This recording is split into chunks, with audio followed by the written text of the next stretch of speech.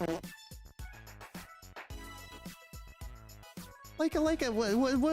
is this?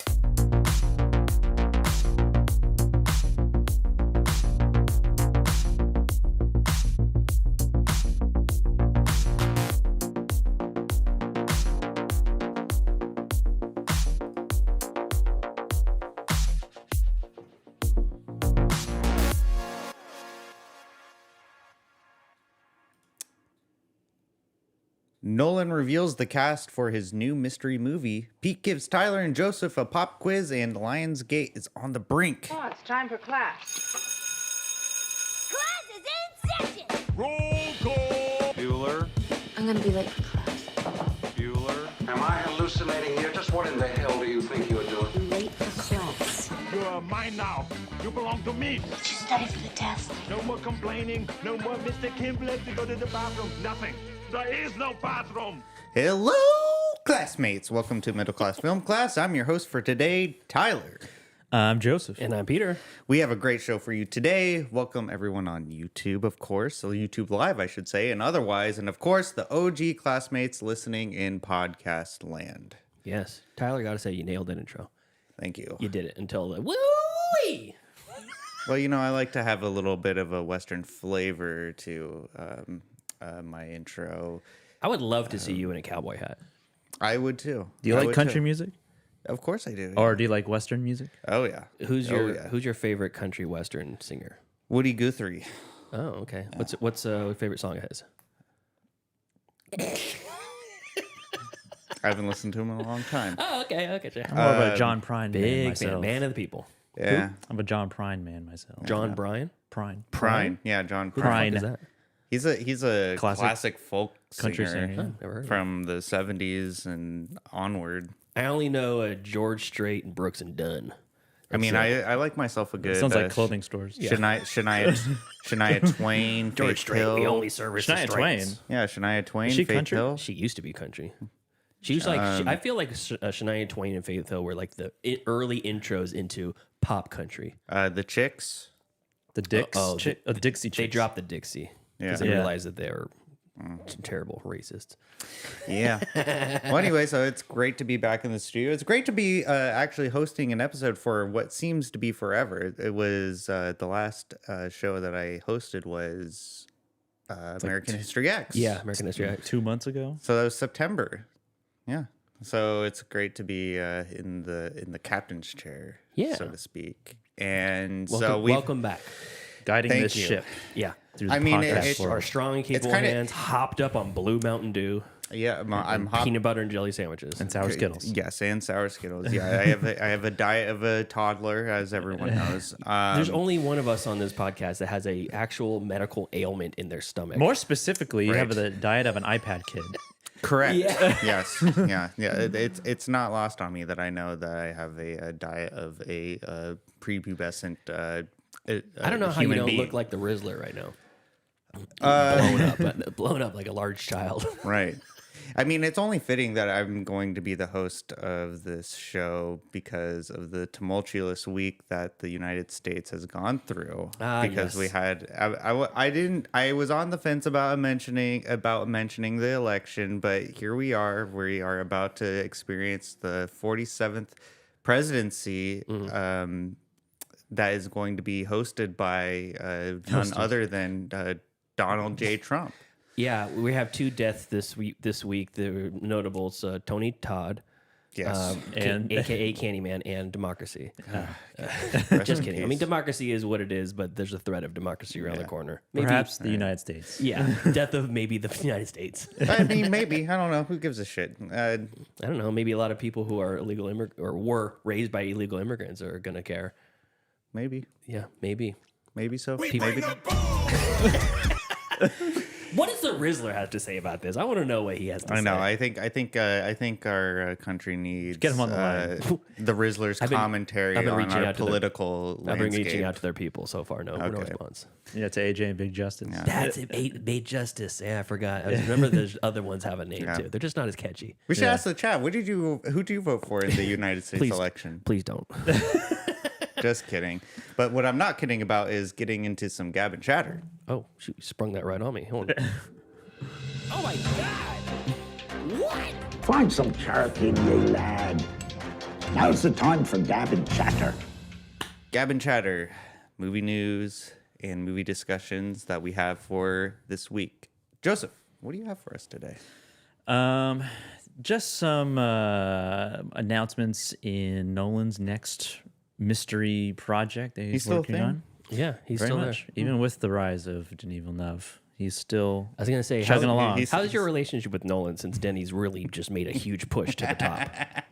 I mean, I still obviously enjoy He's like his he's movies. Like, It's he's just like the first love, and then Denis is like the new one. it's like I don't know. It's like I mean they're comparable in like scale of films that they have made at this point in their careers, right? It's just Nolan's like your high school sweetheart, and Denny's the new Kuntazi that you're seeing at the end of the bar. Kuntazi. one just has a more I guess like brutalist approach to making movies and is a little bit more of a on the I don't want to say like bizarre or weird side, but they're more I feel like they take bigger swings. bold moves. Yeah. But his next project is much like his previous projects. I think is being kept under wraps. Like the story and what it's about is being kept a mystery. But we do know the cast that just keeps getting announced. And as of right now, the first one that was announced was Matt Damon was going to star in it. And then Tom Holland will be in it. And now Zendaya, Tom Holland's other half, will be in it. And now Anne Hathaway is also coming back to Anne Hathaway, the Nolan universe. What was she in? She was in Dark Knight Rises and Interstellar. Yeah, I know. I forgot Dark Knight Rises exists. Yeah. I try to block that out. Why do you? It's a fine Batman film. It's fine. Okay. Not a fan.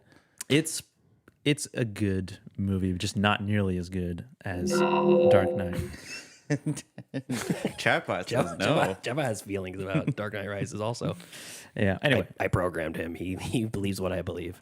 but yeah. So those are the newest people to join his movie, and What do you think the movie is going to be about? I don't know, but Well, do you have any speculation for it at all? I have no idea. Sci-fi of some sorts. Yeah, maybe probably going to be sci-fi. Time related. Another historical biopic, perhaps. I hope not. Bet DSI has a prop bet that it's a 1,000 to 1 is going to have a time travel element in it. Oh, maybe, yeah. But that movie does have a release date of July 17th, 2026. So just over like a year or a year and a half. Pick that shit.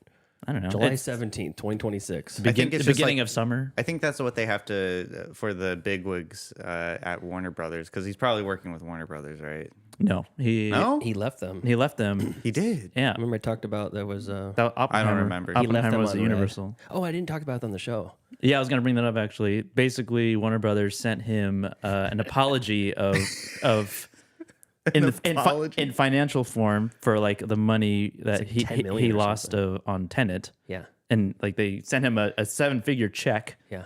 And he was like, "Thank you, I'm staying with Universal." Wow. Yeah. He said, and I won't read your script. Yeah. Because they had a script that they wanted him to produce or to direct. Yeah. And he's like, thanks for the money. Peace.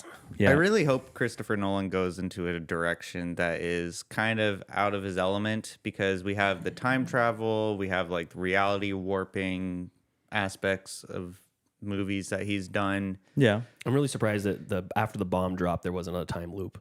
Created a wormhole. You see young Albert Einstein and young That'd be crazy. Robert Downey Jr.'s character. Just takes an immediate left turn into the rest of the movie.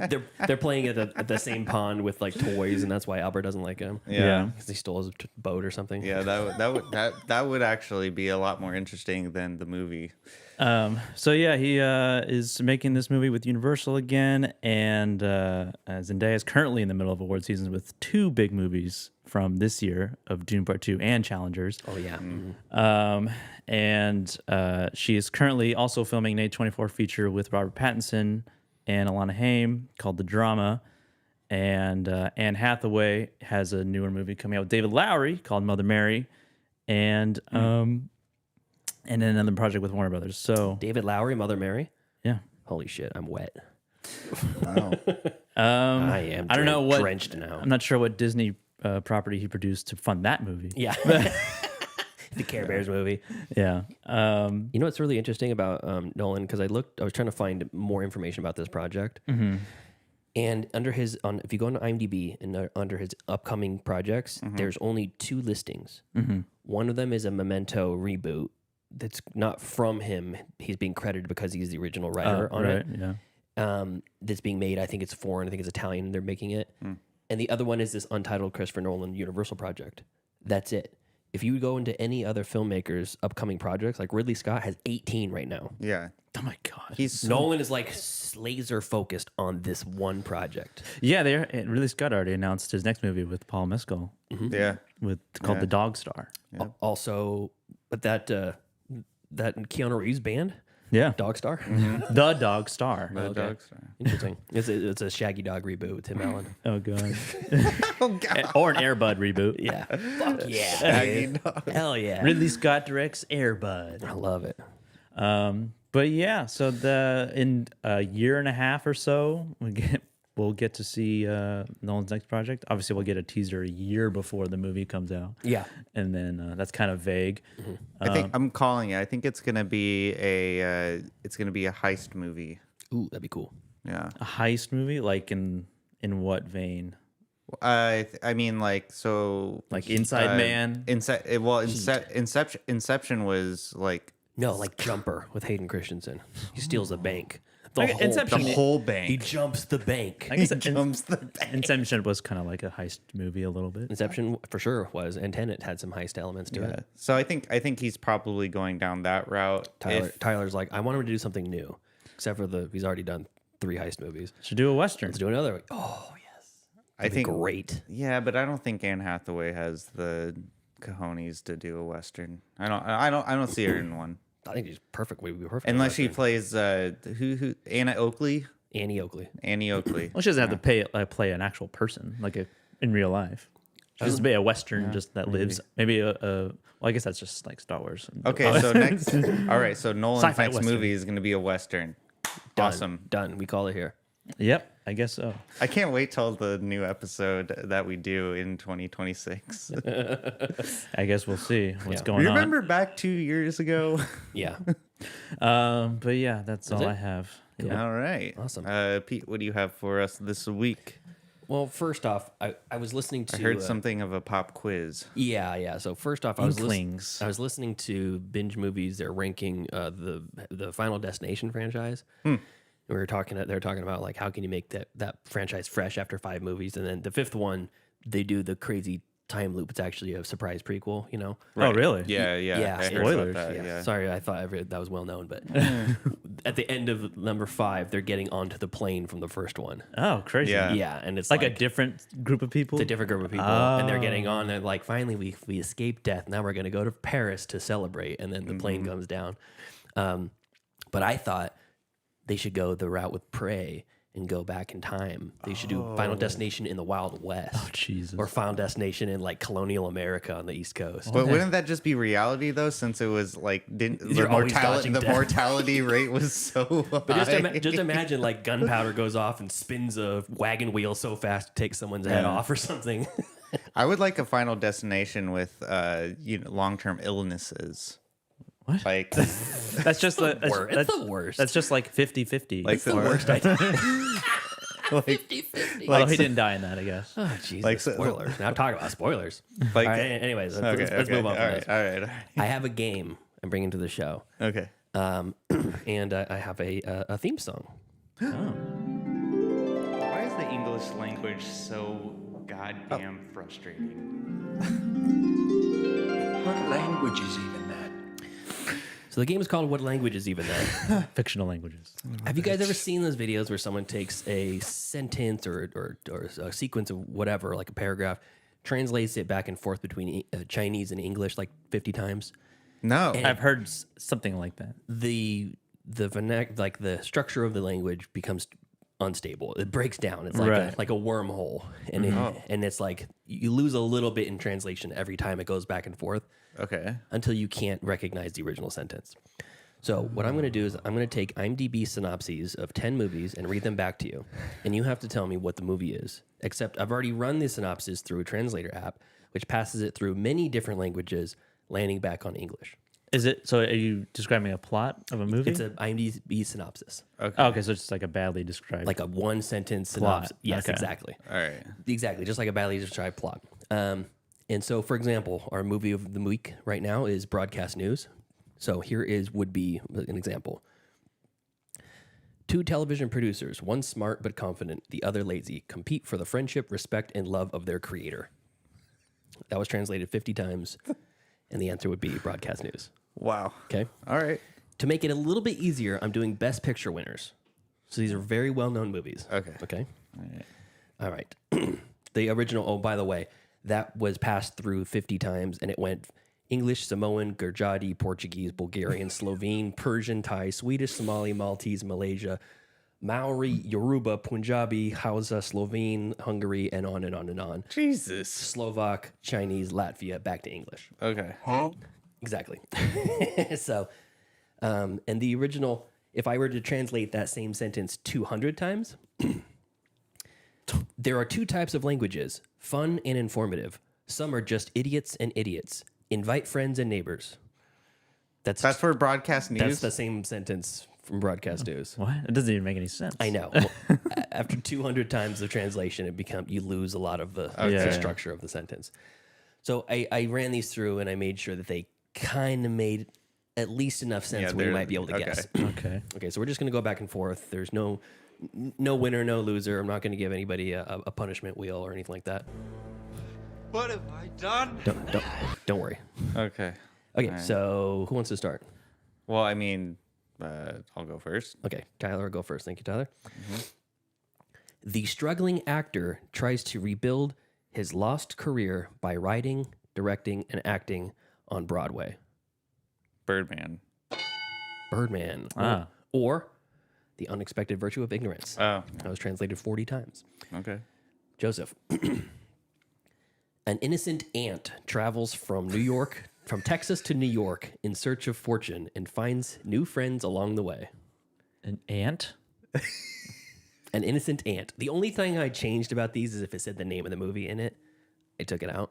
Oh. An innocent ant travels from Texas to New York in search of fortune and finds a new friend along the way. Oh, Midnight Cowboy. Very good. We're beat on the show, Midnight Cowboy. Only movie that was X-rated to win a Best Picture feature. Tyler. Riots and riots erupt in the Rio Grande after thieves stole more than $2 million worth of drugs. Riots and riots erupt in the Rio Grande after thieves stole more than $2 million worth of drugs. $2 worth of drugs? Kevin Mann says Fast and Furious. It's not Fast and Furious. Give us a guess. Fear and Loathing in Las Vegas? Yeah. No Country for Old Men. Oh. Yes. Oh. Okay. Yeah, that makes sense. Yeah. Okay. I've only seen that movie once, so. Kevman says the name of that Final Destination prequel is First Destination. First Destination. Yeah. Very original. All right, next up. Joseph. The father is accused of abusing his daughter. After you trusted me and your best friend, they accused him of abusing their daughter. Best Picture winner. Wait, what? Their father is accused of abusing his daughter. Okay. After you trusted me and your best friend, they accused him of abusing their daughter. This is a Best Picture winner. Best Picture winner. Focus on the daughter. The daughter. It actually translated to son, but I changed it because in a lot of languages it's like a gender neutral word. So Child. it just always defaults to male.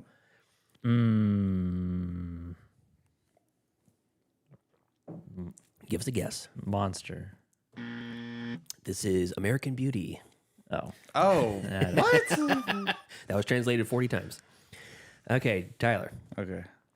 The film takes place in America in the 1950s and 1970s, and a 75-year-old Alabama man wants to see his daughter.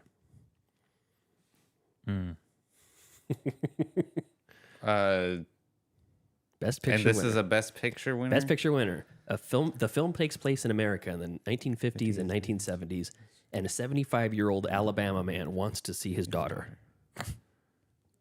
Give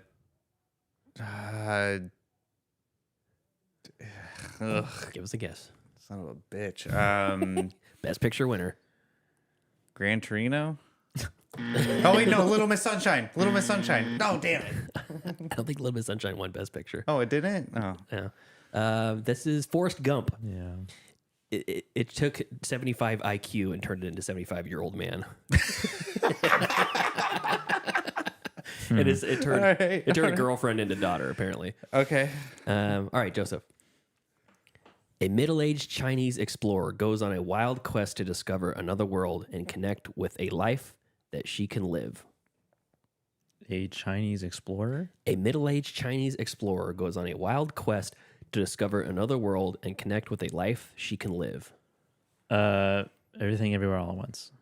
Very good. Very good. That was only translated 15 times too, by the way. Oh, That was. I would never have guessed that. well, you haven't seen it. I did it like. Well, that's true too. You haven't seen it still, No, I haven't. bro. What is wrong with you? There we go.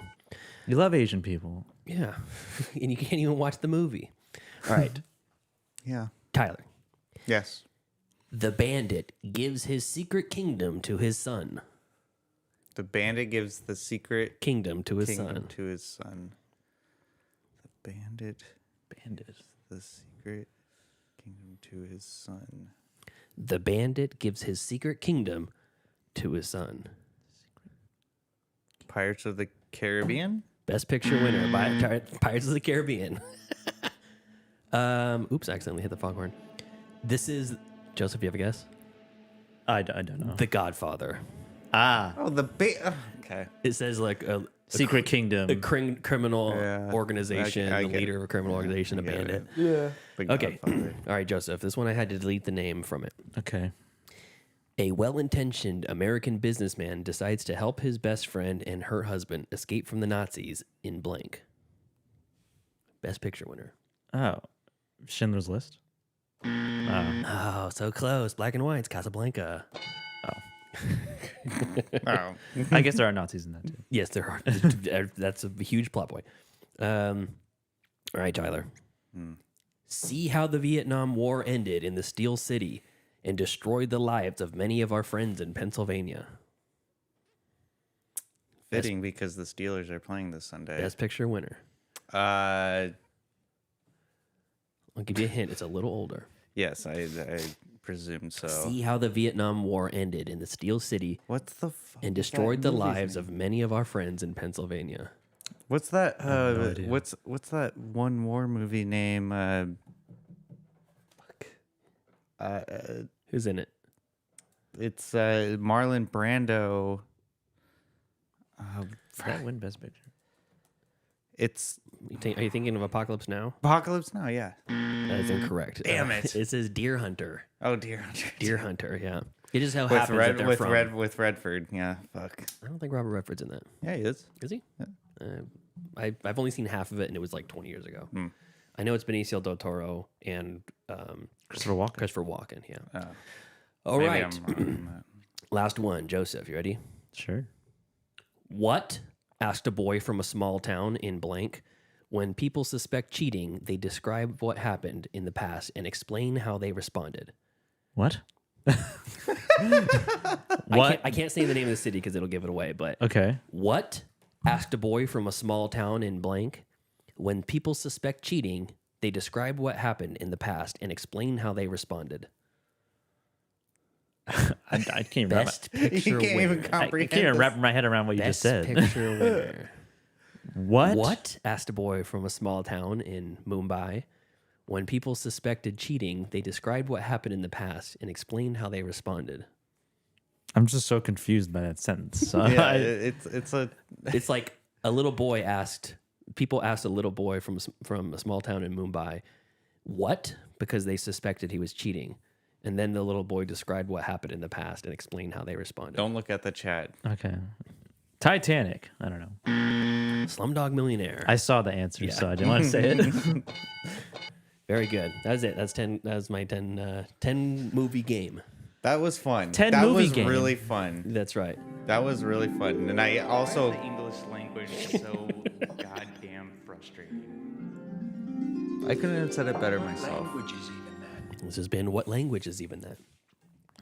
Nice. That's all I got. Robert All right. Robert De Niro is in Oh, Deer that's Hunter. Yeah, there's Not Redford. Not Redford. De Niro. All right. Almost the same person, though. That was a really fun game. I think we should play that sometime soon. Okay. I have a news story. Lionsgate, the famous production company, reports disappointing results after a theatrical slump. I think their latest release was Borderlands, based off Oh, of the God, video yeah. game, Was it? Yeah. and it did horribly at the theater. Horrible. Yeah. Several of our other releases in the quarter, though cushioned by financial models that worked as intended, didn't live up to either our standards or our projections.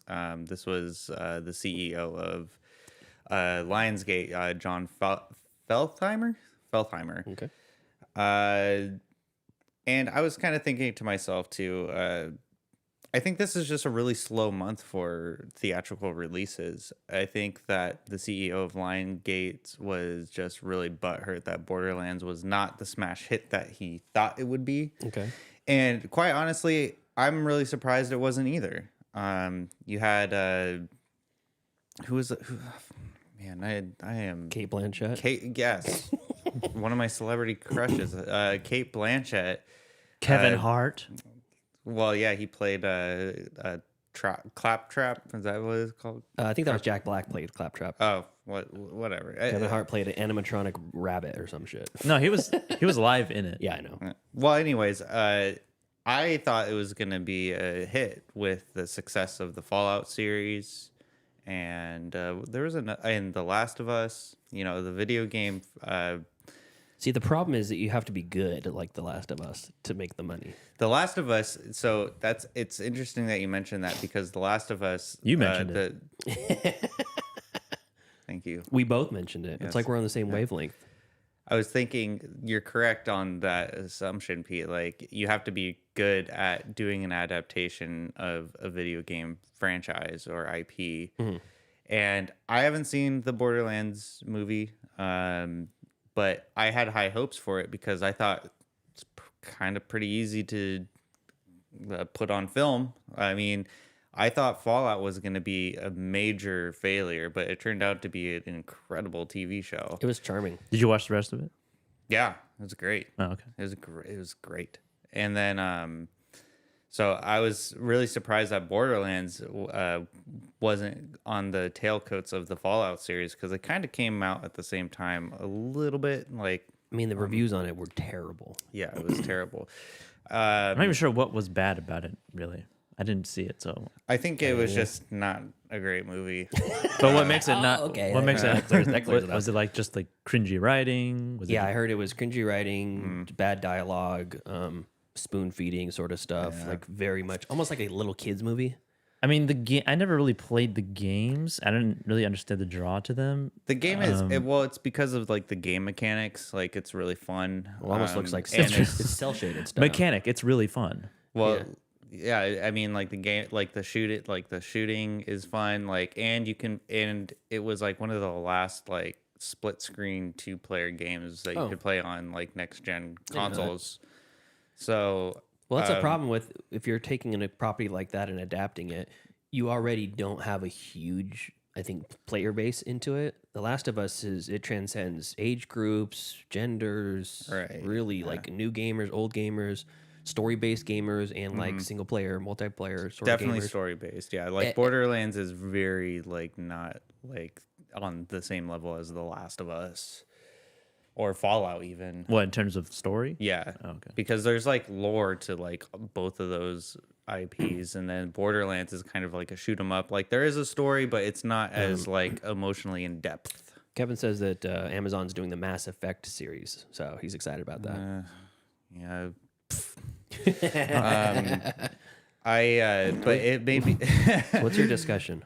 So it made me start thinking that I think there's a lot of doom and gloom with the executives, like in production companies, because movies tend to perform poorly in November. And it got me thinking, why do movies in theaters in November perform poorly? Because you think about January. January is like the fuck you, like we're just gonna put out the bullshit in January because you're past the Oscar season. But it got me thinking, But like, Borderlands didn't release in November. Borderlands has been out for months. I know. I'm not. No, Borderlands is neither here or there about this discussion that I'm presenting. Okay. But it got me thinking because there's a lot of doom and gloom against with the executives of these production companies saying like, oh, no one goes to the movies anymore. It's like, well, yeah, I mean, why is that though? And I have to say, it's because are you getting ready to eat Skittles mid sentence? You're pulling Skittles out of the bag while you're talking, and you're holding a Skittle as you're talking. I need to do something with my hands. I'm not gonna eat it. I'm just holding it. Okay. Great, thanks. Always the professional, the consummate pro. Yeah, exactly. So I was thinking that but like after, I shouldn't even say after COVID because COVID is still a thing, but like after like the lockdowns shit like was lifted from our society, I think that the marketing departments in a bunch of areas of entertainment have really failed the audience because I haven't been excited about something in years. And so they're saying, And that's their fault. Yeah. I think that's more of like a deep personal issue for you Oh, is it specifically. really? I haven't been excited about literally anything in years. Some people call it depression, but I don't know. I think it's the marketing department in Hollywood's problem. So what's going on with Hollywood, huh? I'm I've been deeply unhappy since June of 2020. I'm just saying, like, you look. I'm just saying, I think the marketing department in the entertainment industry really needs to step up their game and stop. Stop relying on social media and all of that shit. Can I give an antithesis to that, like a converse to this argument against? Okay. So we had Immaculate. Immaculate had fantastic marketing. They had this whole thing where Sydney Sweeney would watch Immaculate with real nuns and posters on the social media. In a church. In a church. They showed the movies. Completely sacrilegious movie. And they're showing it to real nuns watching the movie. Long Legs had entire like ciphers like put out into the world. It was like completely hidden, like the fact of what the movie was. And then on top of it, what was the other thing that they were doing? Long Legs? Yeah, Long Legs had a really, really good marketing It was campaign. the like the heartbeat of Michael Monroe. They yeah. put it like the sound guy, like they amplified the heartbeat when she saw Long Legs, like Nicolas Cage's makeup for the first time. And then in Smile 2 right now, it's out in theaters, but Paramount they put the first 9 minutes of the movie on their website. But in order to watch it, you have to have a webcam enabled and smile the entire 9 minutes, or else it'll stop playing. Oh, It's like those are some really creative, great like concepts for, and that's just a very small drop in the bucket.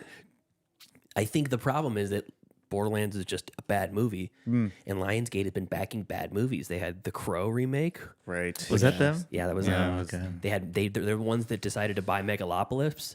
Huge swing there and fucking failed. That's right. They have Borderlands, and it's like it's not for the fact of like people don't want to go see movies. Deadpool and Wolverine made $636 million. Yeah. Inside Out 2 made $652 million. Despicable Me 4, $360 million. Well, I think I guess Even Twisters, $267 million. I think what it is though, at least this is just from my perspective of my viewpoint of the world. Since there's so much availability for content, like through media, like through streaming services, the theater experience is kind of diminished in a way, unless you're going to IMAX, which is definitely an experience. Well, it's like Or what if you were you're talking about going last week. to the drive-in theaters. The problem, it's just like you said last week. You know, you watched It Chapter 1 in theaters and it was scared the shit out of you, and then you watched it on your... I didn't say it scared the shit out of me. You did. You said you pissed your pants and you shit in your I seat. did? Yeah. And then, and he said, and then watching on your dinky computer monitor. It You was, rinky dink Yeah. piece of shit. so like the more, I don't know. the more that people have like access to really good home viewing experiences, the appeal of going out to the theater is less. When it used to be a 17-inch barely colored TV, the theater was like this mind-blowing experience. Yeah. And so, I mean, I'm not going to be like one of those people who think, oh, we should go back to the old times where you have to go watch a new movie in a theater. No, I'm not going to do that. But I think that there's something to be said about the availability we have in our current environment of being able to basically just pay for a subscription for a streaming service, and then they say, oh, this is going to be streaming in a few weeks. Yeah. And some people are going to say, well, like, I don't really want to go to the theater. Like, I'll just wait till a streaming service releases this new film. And I think it's a blessing and a curse. It's kind of like, what would be the metaphor for it? Like the monkey hand wishes. Or the monkey paw. Yeah, the monkey paw, where like you make a wish, but like there's like a catch to the wish. So like I remember, I wish we could have movies at home anytime we want. Exactly. Like I mean, I'm sure, But they're all bad. It's a nonstop barrage of shitty movies. I remember growing up and thinking like, I wish like I could just watch the movies that are in theaters at home right now. Get that wish, and then now it's super available, and now you don't you take it for, at least for myself, I'm not speaking for everyone, but for myself, I take for granted the experience of going out to the theater and watching a movie. I still like to go to a theater and watch a movie, but I can see how another person would say, well, I mean, Wolverine versus Deadpool, it's only $20 here in the comfort of my own home. Yeah. It's the convenience of it. So, I mean, I don't know. Like, I think that's just probably like a philosophical dilemma to be said. Yeah. I mean, I think that, like, for me personally, it's like I want to go to see these movies in theaters. I just don't have the time. Yeah. I don't have the time, and I want to make the time, but it's like there's like a commitment thing. It's like, oh, well, it's a weeknight. And I got off work, so I'm like, I gotta do there, and I gotta figure out what I'm gonna eat for dinner, and like I'm gonna eat super late, or I'm gonna be rush eating some like fast food or something. Yeah, you know, it's just like it's time management thing, it's a thing, and sometimes like being spontaneous works out in favor if you just have time. Yeah, you know, and then kind of like what Angry Otter just said, like we used to have like the specific channels like HBO, Cinemax, or Stars, whatever. And I remember there would always be like a movie that I missed in theaters. Like they would have Saturday night premieres of new movies, and I'd be like, and you could see it coming ahead. You have to go on the TV guide and see when it's going to come on. Yeah. Well, I kind of missed the TV guide era, or like taking advantage of the TV guide era, and then getting cable like Comcast or something. You would get like, this movie is coming out on Saturday. Yeah. On HBO, Stars, because like each one had a Saturday night premiere, and that was a thing for a while. I think the time aspect is something that doesn't get talked about enough. Like just your personal time. Everybody wants to talk about, it's kind of the same stuff we just said. It's easy, more accessible to get a good quality video screen at home, audio setup at home, access to these newer release movies. You rent $6, or even if you pay $20 on a newer release, and you're like, that's about the price it's going to be for 2 tickets for 2 people. So yeah, me and the love of my life sitting on the couch, we're going to pay the same to stay at home and do it. We got our own popcorn. We can pause it. We can kick our shoes off. We can get naked, whatever you want to do when you're watching a movie that you would get arrested for in the theater.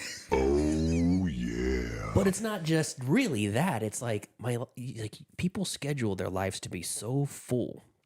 And we've done it to ourselves, and we pigeonholed ourselves into Saturdays, you know, where it's like our Saturdays are spent doing this. Yeah, and I enjoy it. I have a lot of time and fun doing it, but it's like my Saturday midday, a lot of times used to be my movie theater time. I could go to see a movie in the middle of the day on a Saturday because I got nothing else, and other people are out running and doing errands and stuff like that. And it's just, there's not enough time in the day. You always end up like, how am I so busy? I know. Why did I do this? What do I do? I just have my job, my side hustle, my podcast, and all these other things that I do. Right.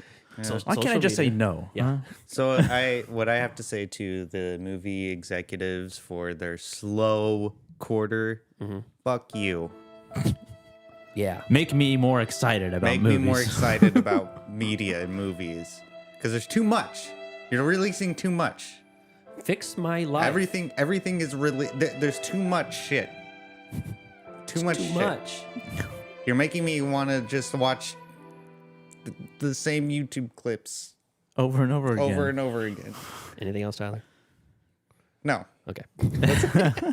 But we do have something that we have to go over, and that is streaming picks. Movies. Wanna watch a movie? Yes, I do. Disney Plus. Oh, HBO Max. If I don't get the pick, show's over. I have grown accustomed to Hulu Plus. Amazon Prime. I like Netflix. You found the pick? Streaming Vix. Joseph, what did you watch this week? All right. I didn't watch anything too extraordinary over the last week. I did watch some new stuff. The craziest thing that I watched, I watched it's a series on Max from the makers and director of Tiger King. I watched Chimp Crazy.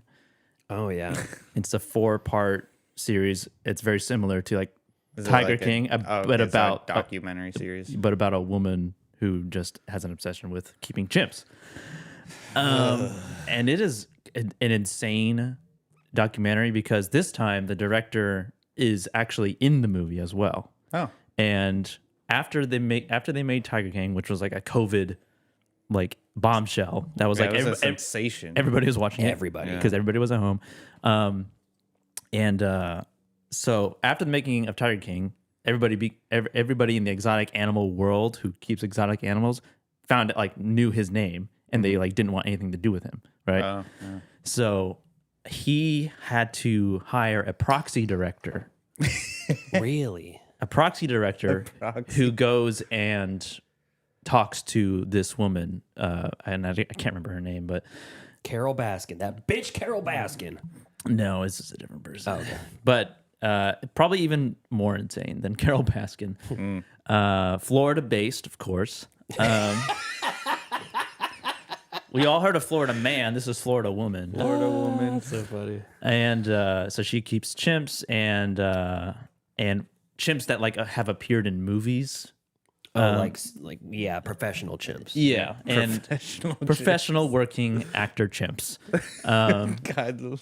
And so yeah, he hires a proxy director to be able to go talk to her, and everything that like happens in the documentary is happening like in real time as you're watching it. Okay. So it's like they're making the documentary. So there's like no and- edits or no cuts or whatever. Like they're well, just it's just like the events unfold as they're making it. Oh, so like okay. there's like a court case between like PETA and her to try to get the chimps out of her care and into like a sanctuary, and there's stuff happening on camera that like she's trying to hide or like basically say that like this chimp that she kept from being taken with the other 7 chimps. yeah.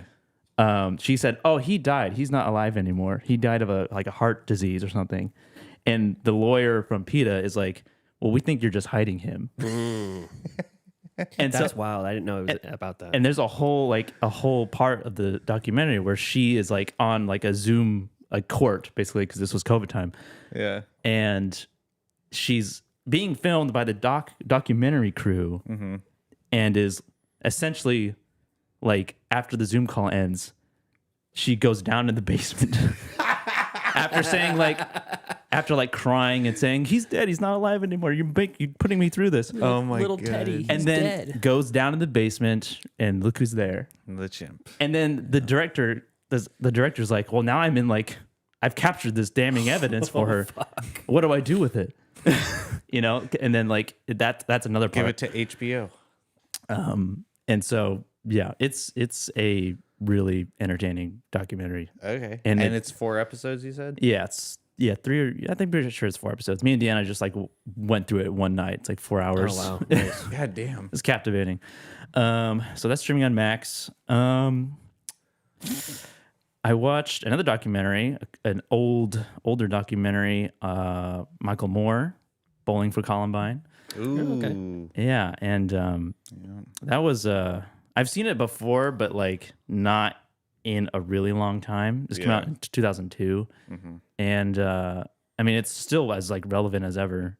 Everything that is mentioned in the documentary. Isn't that fucked up that it still is? Yeah, because nothing changes. Yeah. It arguably actually gets worse. Yeah, that's I mean, you guys both seen that. I have not. You haven't seen it? I have. That's the documentary where everyone thought Marilyn Manson was actually an intelligent man. Yeah, he does an interview with him. I mean, Marilyn Manson is a piece of shit. Yeah. He does have He's some, not intelligent. He he does have an insightful interview though. Because they're going, oh, okay, that kind of makes sense. But yeah, yeah, it makes sense. But like that, any normal person would come to that conclusion that he's the point that he's making. Sorry, I didn't mean to interrupt you. Yeah, okay, whatever. Let's see what else. Oh, I caught up with the last voyage of Demeter, which is streaming on Paramount Plus via Apple TV, and was pretty disappointed by it. That's what I heard too. Yeah. Thought it was not good, actually. I liked it. It was good. I thought it had good ideas and good like creature design. Yeah. I just thought it was pretty poorly written and the acting wasn't great. You didn't like David Dastmalchian playing a mid-Atlantic like dude? like a Bulgarian or something? Yeah. I didn't even realize he was in it because he kind of has he's got like facial hair and he's got a hat on the whole time. Has no idea it's him. And I was like, is that Dastmalchian right there? But yeah, it is him. And then the guy who played Dr. Dre in Straight Outta Compton as the main character.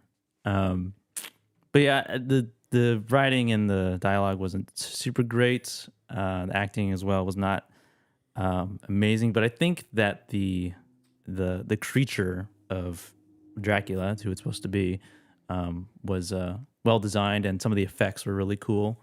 And like the dark, rainy. I like the concept of being trapped on something like that in the middle of the ocean, and it's actually everybody's being taken out one by one. It's very bleak. Yeah, you're just like you can't escape it. Yeah, and you already know the end. Yeah, right from the beginning of the movie. If you don't know the story already from Bram Stoker's Dracula, because that's what it's about. That one small section from the book it's and like chapter 3 or and 7 from or the movie where you get a small glimpse in Bram Stoker's Dracula, the movie, but this is like an extrapolated full-length movie of that one part of that other movie. But yeah, I didn't enjoy it that much.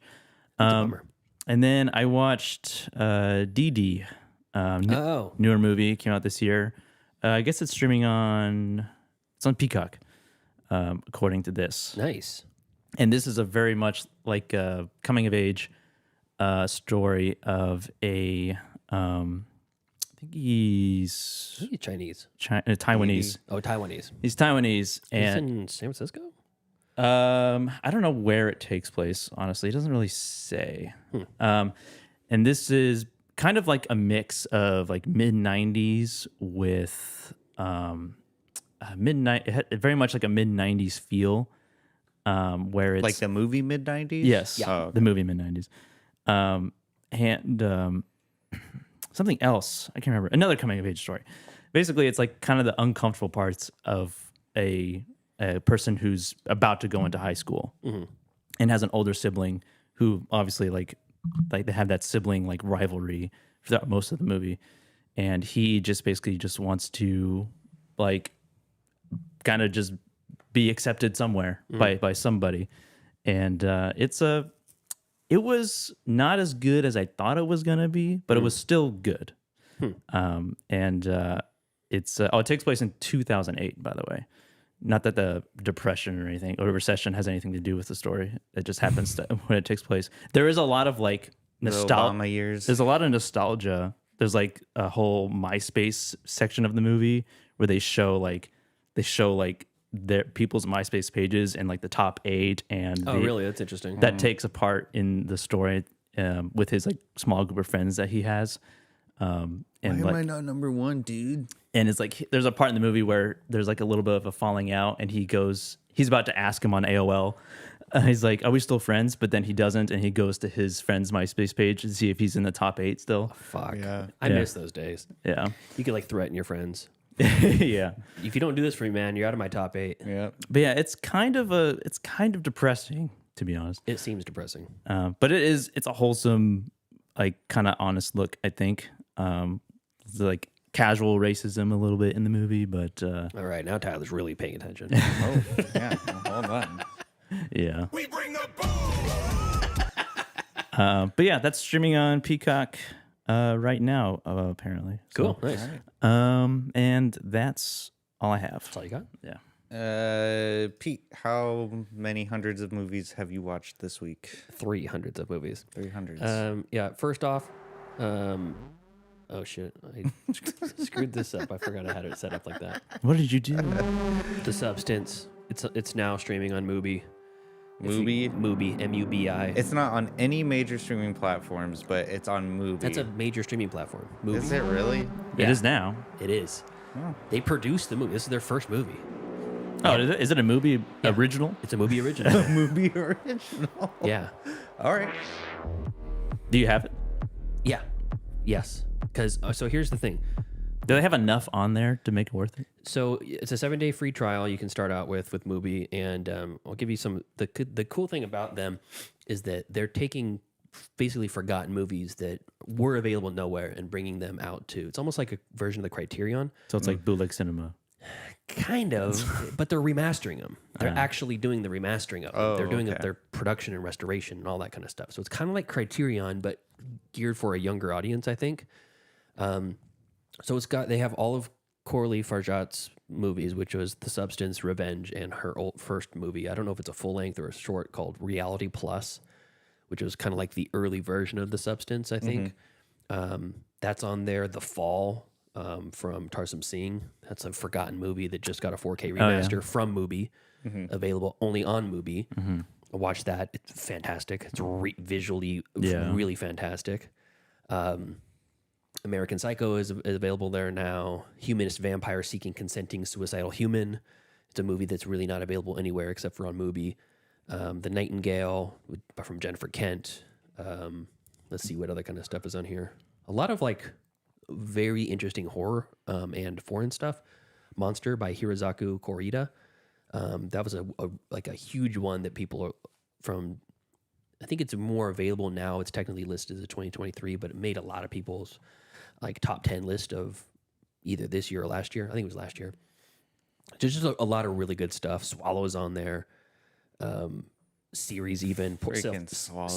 Self-portrait of a coffee pot. Don't know what the fuck that is.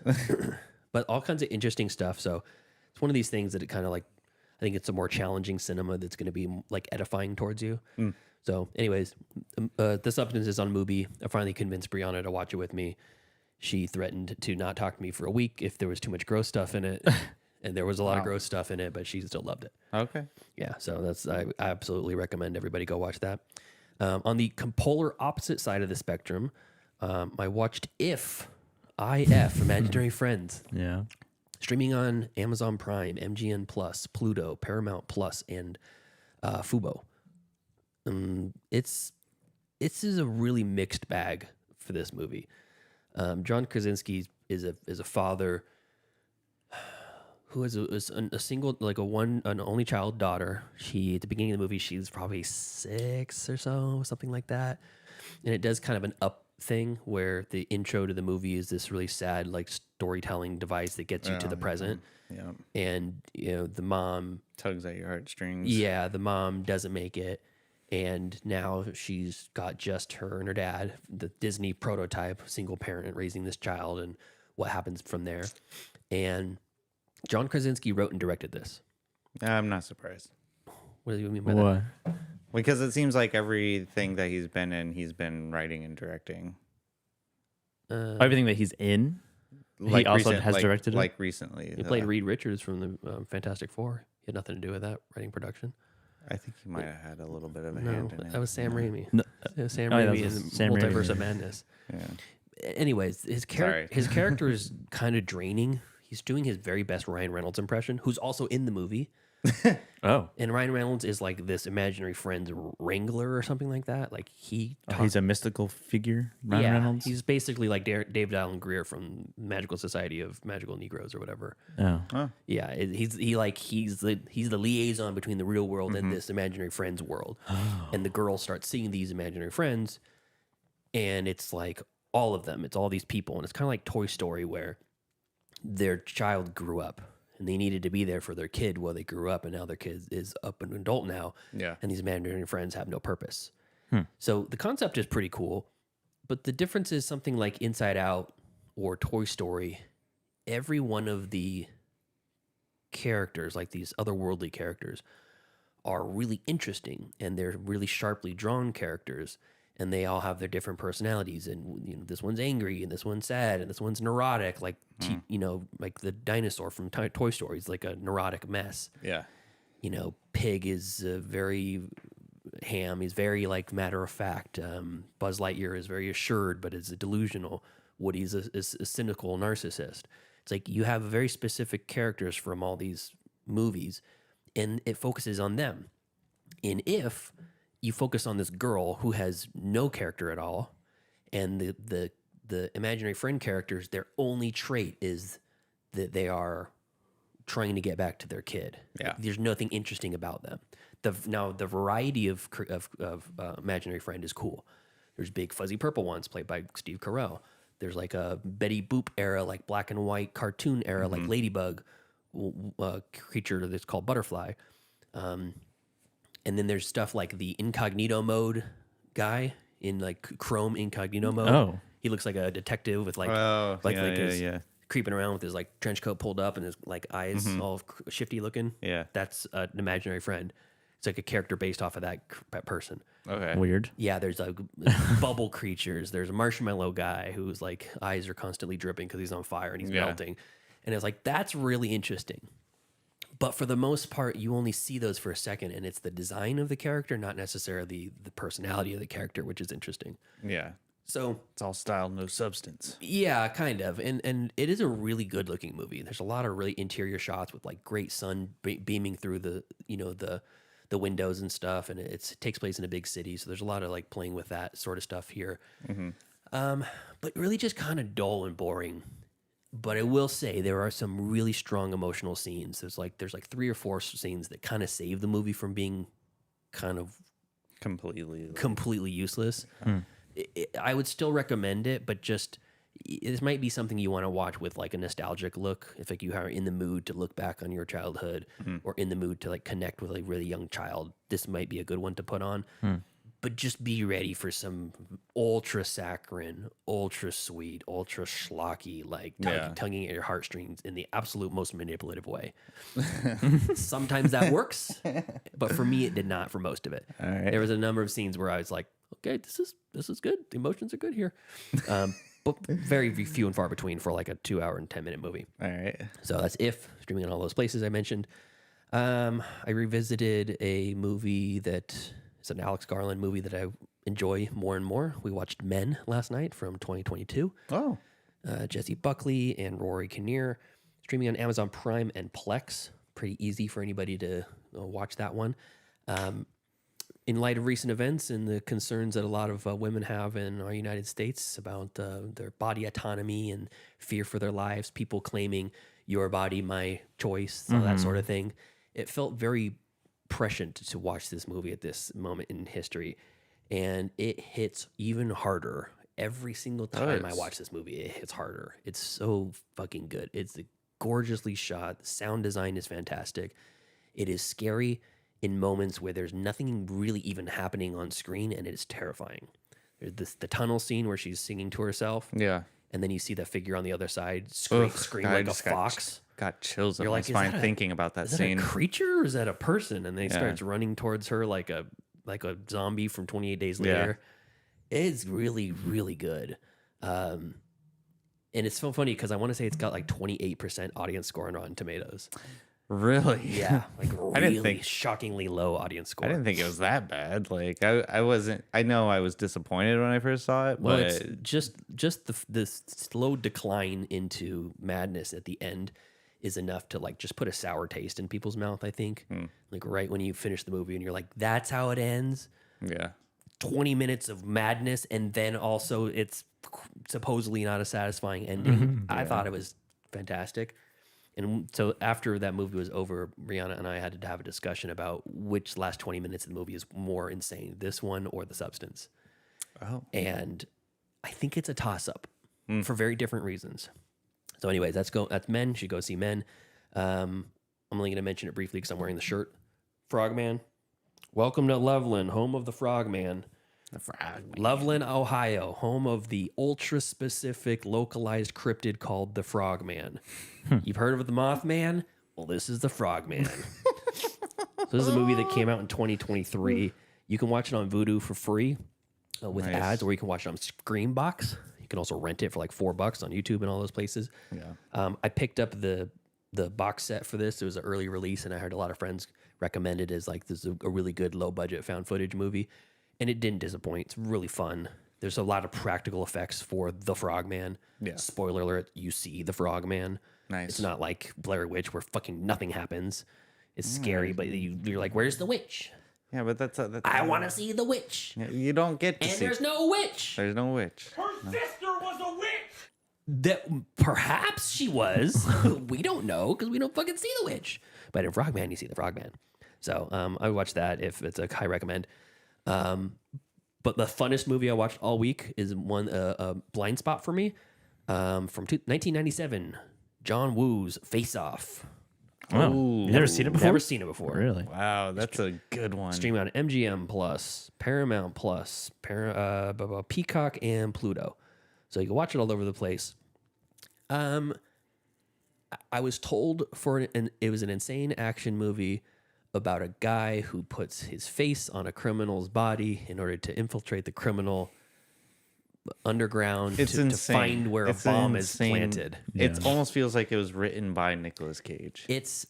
So that's what happens. I was given what I was promised, but then after they find the bomb, there's a whole nother part of the movie where he's like, you know what? Now I'm going to be a good guy and I'm going to take down the criminals. And you're like, wait, what? He kind of turns good, but in the bad way. I don't know. The story was more than I was expecting, so I appreciated that. I appreciated the commitment to the insane character that is Castor Troy by Nicolas Cage. Mm-hmm. And I also appreciate the acting chops from Travolta to play. He's playing Travolta playing Cage. Yeah. And he really does a good job of it. And you can tell in certain parts of the movie when he's acting like a Travolta in Cage's body. And then there's other times when he's really embodying Cage in Cage's body. And then there's times where he's somewhere in the middle. You can tell he's trying, but he's not doing a very good job of it. On purpose for the plot. It's so ridiculous. It is really impressive in that regard. It's funny because like they don't just take the face. Obviously, they the body too. It goes with it. We're gonna thin your hair out. We're gonna give you ab implants and liposuction on the hips and all this shit. And you're like, it's insane. This is how they do it. And there's a point when Cage wakes up with his face off. Yeah. And he's like, one of the most memorable like as watching it as a kid. That was the scene that sticks out the most. Yeah. And he's like walking around with no lips, no face, no lips. Yeah. All you see is the reflection on the it's really good. on the glasses. So big props to Travolta for this. It's as a comic book or a cartoon that's committed to film. Yeah. There's no way around it. They don't make them like this anymore. And at some point too, that's true. They don't even give a fuck at some point because they're like, there's a scene where it's like the airplane hangar and they're all in closing in on Castor Troy. Yeah. And this special agent comes around the corner and Cage has got this shotgun trained like right at him. And he's going to come around the corner and blow the guy away. Mm-hmm. And this guy comes around the corner. You can see the wires holding him up and you're like, oh, he's going to get hit with the shotgun. And he hits him with the shotgun and he flies back and the wires are so visible. He's visible in 2 full shots and he sees the 2 wires like pulling him away. They don't even try. Nope. They don't even try to hide it. Nope. It's so good. So go watch Face Off if you haven't seen it like me. If you've been living under a rock, it's streaming like everywhere. Yeah. So, a lot of good times. Awesome. Is that it? That's it. All right. I thought I just had a spider on me, but it's just a piece of thread from my shirt. Just a sour skittle. Anyways, cool. Those some great streaming picks. I have 2 streaming picks this week. I watched Good Will Hunting again. Mm-hmm. I don't know what like brought me to that movie again. But I turned it on. It's on Prime, but it also, I think it might be on Max. I'm not sure because it's all like blurred together for me. I think that it's probably Robin Williams' stronger roles that he's been in. Just because and Matt Damon too. I think both of them just acted so well in that movie. And what really sells it to me is I don't like the concept of him being like like this genius with like a photographic memory, like, and he can just, he's just. I don't like that. It's interesting how I don't like the story of Good Will Hunting, but I love the performances in Good Will Hunting. So, especially during the screen time that Matt Damon and Robin Williams have, they are just such a very good. They have a very good chemistry about someone who has had a incredible loss that he's traversing his life through, and then he is projecting. Maybe not projecting is the right word, but he's essentially using Matt Damon's character, Will, as his own therapy. Wait, Will what? Will. His character's Will what? Will what? Will Hunting. Holy shit. That's where the title comes from? Yeah. Good Will Hunting? Yeah. Oh my God. So Gus Van Sant, you've done it again. I really don't like the story of Good Will Hunting, but the chemistry between Robin Williams and Matt Damon it's so like charismatic and compelling that I can't help to involve myself in this fakakta story. And if you want to hear more about it, we spent an hour and 16 minutes talking about this movie back in May. Right. Yeah. This is what we call a value-added streaming. I knew I was gonna get flack for it, but I was gonna ask you. I was like, you do remember that, right? Yes, Okay. Yes, I do. You look like a really sad Ellen DeGeneres back then. I'm looking it up on YouTube right now With a beard. Look at the hair on this. Hold on, let me see.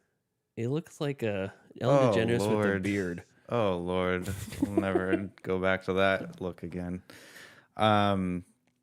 But yeah, revisited Good Will Hunting.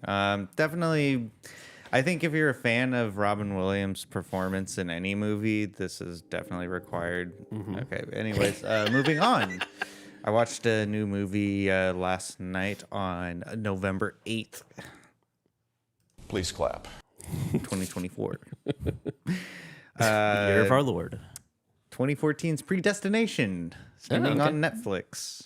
Starring Ethan Hawke and Sarah Snook and Noah Taylor. This movie is bonkers. There's a lot of twists that I can't really... It's hard to talk about this movie because there's twists that will kind of ruin the experience for you. But if you know my disposition on clones... And oh shit! That nature. There's a clone here. I'm not the clone. You're a clone. I'm not gonna say no. I'm not. I'm just saying my disposition towards clones. You will know why I like this movie. And you have a prejudice against clones. He's racist against himself. I mean, well, this movie kind of changed my perspective on that aspect. But I mean. The short of the movie is that as his last assignment, a temporal agent is tasked to travel back in time and prevent a bomb attack in New York in 1975. The hunt, however, turns out to be beyond the bounds of possibility. So essentially, there's this bomber. They call him. You know what's funny now that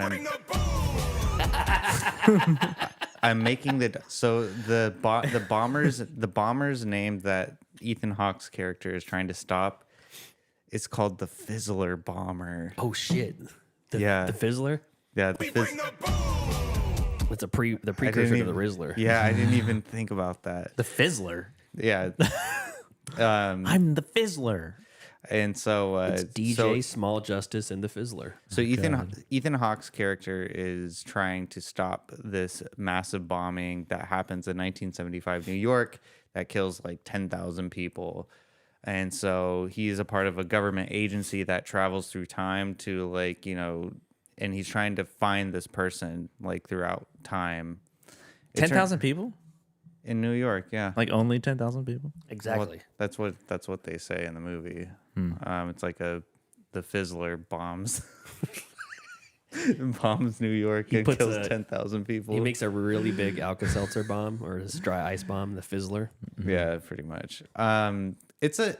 It's an interesting concept for sure. I was entertained and I got a few good laughs on the twists that happen.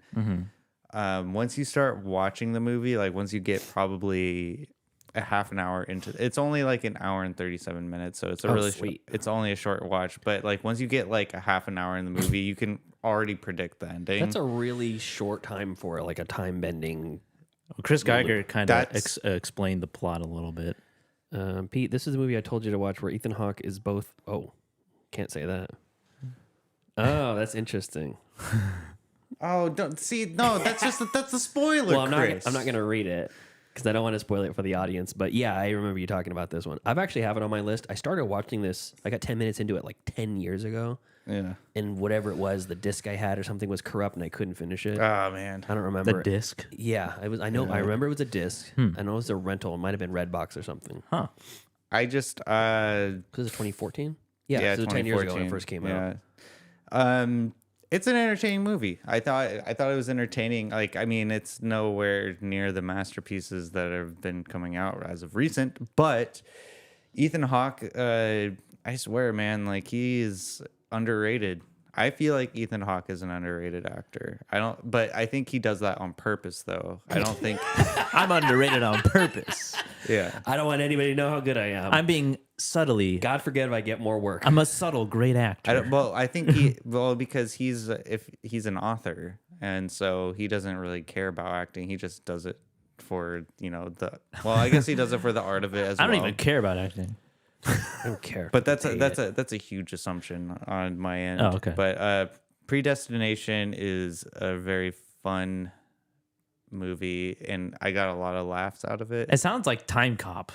Kind of, yeah. It kind of is, but it's so ridiculous. I really wish we could discuss it further in detail. And where's it streaming?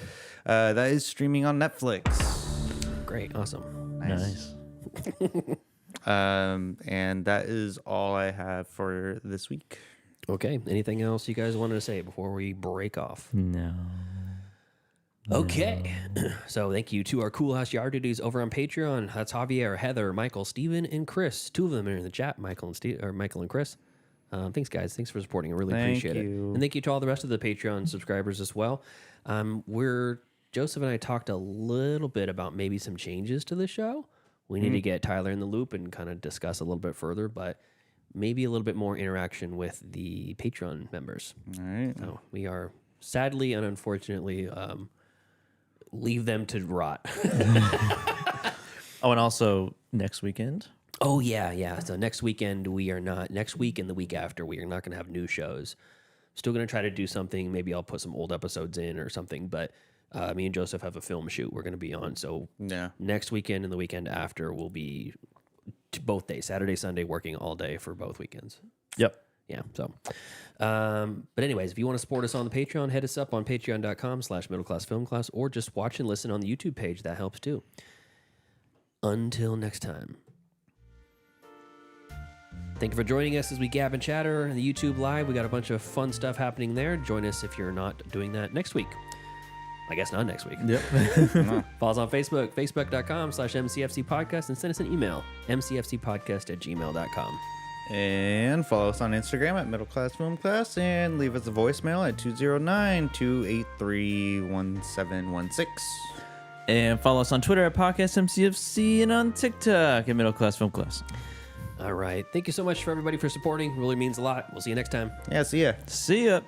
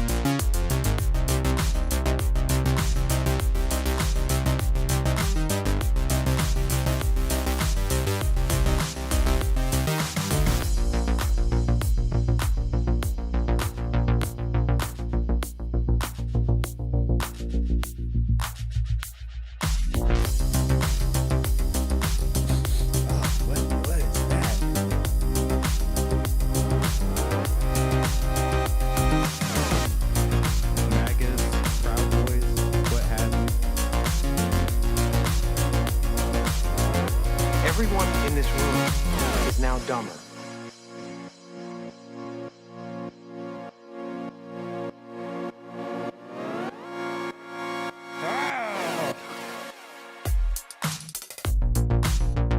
Good point, Joseph.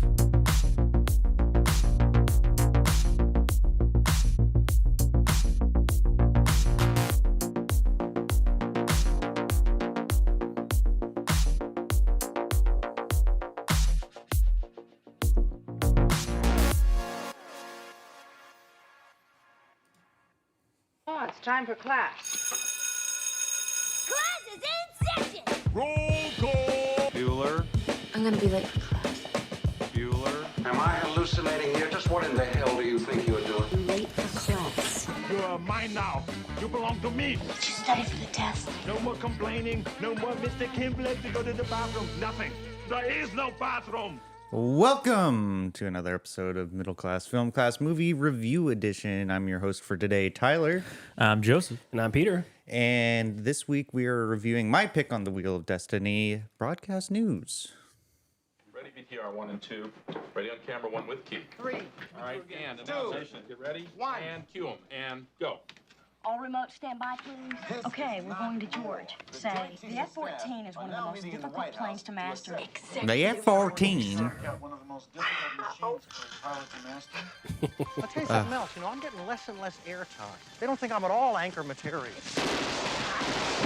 I can't believe I just risked my life for a network that tests my face with focus groups. What are the particular area that you line. feel strongest To be honest, I was best at anchor. So, you have almost no experience, and you can't write. What I don't know, I can learn. What I do know, nobody can teach. I'll buy you a drink. There's a big thing going on over at the Italian embassy. I'm not sure I'd be good company tonight. I am beginning to repel people I'm trying to seduce.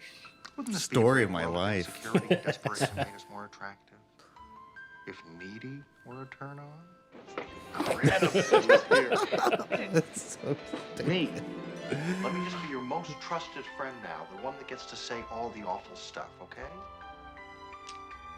I guess. You can't end up with Tom because it totally goes against everything that you're about. I was half hoping I wouldn't have a good time tonight. You know why? Because you're nuts? He'll be nice and helpful, and he'll get all the great women. What do you do when your real life exceeds your dreams? Keep it to yourself. I can't breathe.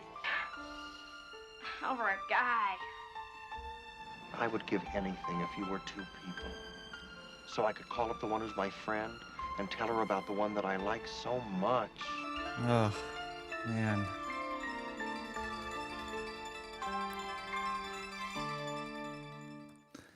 Oh, I just feel like I just experienced the whole movie again. What a well-crafted trailer. Broadcast news, written and directed by James L. Brooks. You might know him as a writer for The Simpsons for a long time. He was like one of the show creators. Yeah. So broadcast news is about two television network reporters, one smart but insecure, the other less knowledgeable but more telegenic, compete for the friendship, respect, and romantic interest of a hard-driven... Yes. News producer? Hard-driven. Neurotic female producer. Okay. Sorry, I was waiting for it to load. It wasn't loading for some reason. That's that improv that Tyler's, all his classes are paying off. That's right. Talk about yes and. Yeah, yes and. Hold on. So this is my first time. I think this is all of our first time watching broadcast news. This came out in 1987. Man, this was a heavy hitter. Can't believe I haven't checked this out sooner. So let's go around the table for some initial thoughts. Joseph, what was your initial thoughts after watching broadcast news? Well, going into it, I didn't get that. I didn't see that synopsis for this movie. I saw a different one that said it was like a satire on news, basically, and that's what I was expecting. And what I got was like a romantic comedy, basically. Yeah, more or less. So, in that regard, I was like had different expectations for it, and then it went a different direction. Which I don't want to say was disappointing because I was like hoping for like I don't want to say like a Christopher Guest type of movie where it was just like the jokes were like that. Yeah, you know what I mean? Not as much of like a mockumentary. Yeah, and this is obviously not a mockumentary at all. And I don't know if it's a satire on news, really. Like it's not like didn't seem too satirical. It's like a little bit of like expository. Yeah, it's just like a story that takes place within the news world, and with anchors, and I guess it like with William Hurt's character, it kind of is, and like obviously what he ends up doing and how he like produces his stories, and like his like sort of showed the behind the scenes fake of emotions and that whole thing to sell the story more. Yeah, and I guess in that regard, it was a little bit satirical, but overall, I was kind of like underwhelmed for the most part. I thought the writing was pretty good, and I thought the performances were from Holly Hunter specifically because she was like neurotic, like that synopsis said, like she was crying out of a nowhere. lot. Yeah. Like, you okay, girl? And it was comical the way that she would cry because she would just sit at her desk and just like kind of like just straight ass whole body cry, sobbing for no reason. Yeah, and probably for good reason. And then you have this really weird relationship with Albert Brooks' character, Marlin from Finding Nemo, and it very much like friend, but obviously he's not hiding that he likes her at all, right? Throughout most of the whole movie, and then she's obviously has an interest in this hotshot new anchor coming in, and I don't know. I just didn't like the direction of the story, and by the end of the whole thing, I was like, well, what was the point of all of that? No one ended up with anybody. Isn't that how life goes sometimes? I guess so. And so it was kind of a sort of a bleak ending in looking through one's kind of lens where it's like, oh, Albert Brooks didn't get what he wanted. He was also kind of an asshole. Yeah. And then Holly Hunter, I guess, who was the protagonist in this whole thing. Kind of, yeah. I mean, it's kind of all three of them kind of balanced it out a little Did bit. you notice in the credits, in the cast, at the very end, there shows them three and then a big break and then the rest of the cast? Oh, really? Yeah, because they really are the three of them together. It's a three-hander. Yeah, and it felt like a play. It felt very much like a play. Like the way that the lines were delivered, it felt like something that could be on the stage. And I don't know. It was all right. I didn't find it that compelling or engaging, really. Interesting. That's kind of surprising. Pete, what were your initial thoughts after watching broadcast news? Yeah, I also didn't. Well, I didn't. I mean, I think I might have read a synopsis, but I didn't really think anything about it. I do like Albert Brooks. I do like Holly Hunter. I do like William Hurt. And I mean, if James L. Brooks brought us The Simpsons, how could he go wrong? Right. The last movie that he made before this was Terms of Endearment, which won 5 Oscars. Yeah. And then this movie was nominated for 7 Oscars, won none, but still. And when I'm looking it up as the credits are rolling or the beginning of the movie starting, and I'm getting a little bit of idea about this movie and who made it and whatnot. And I'm like, wow, I had no idea it had such high regards. 7 Oscar nominations. That's kind of impressive. Yeah. You know, impressed me. Basically, I came in with a little bit of a chip on my shoulder about the movie. And I was very pleasantly surprised with how smart the writing was. Yeah. It's like every few minutes there was a line delivery about something that was so freaking funny to me. Mm-hmm. Like Albert Brooks' character of, what is his name? Aaron? Yeah. Aaron Altman. He is trying to get the anchor spot on the Saturday evening news. Right. Prime time. That was like his main goal. It's all he wanted to do. And it's like, from his perspective, it's a one-track mind. And then also there's the woman of his love, Jane. And at some point after he's talking to her and he's like, I know why I really want the Saturday evening news, because it'll come with a significant pay raise. It'll make my life better and people will start respecting me. That's it.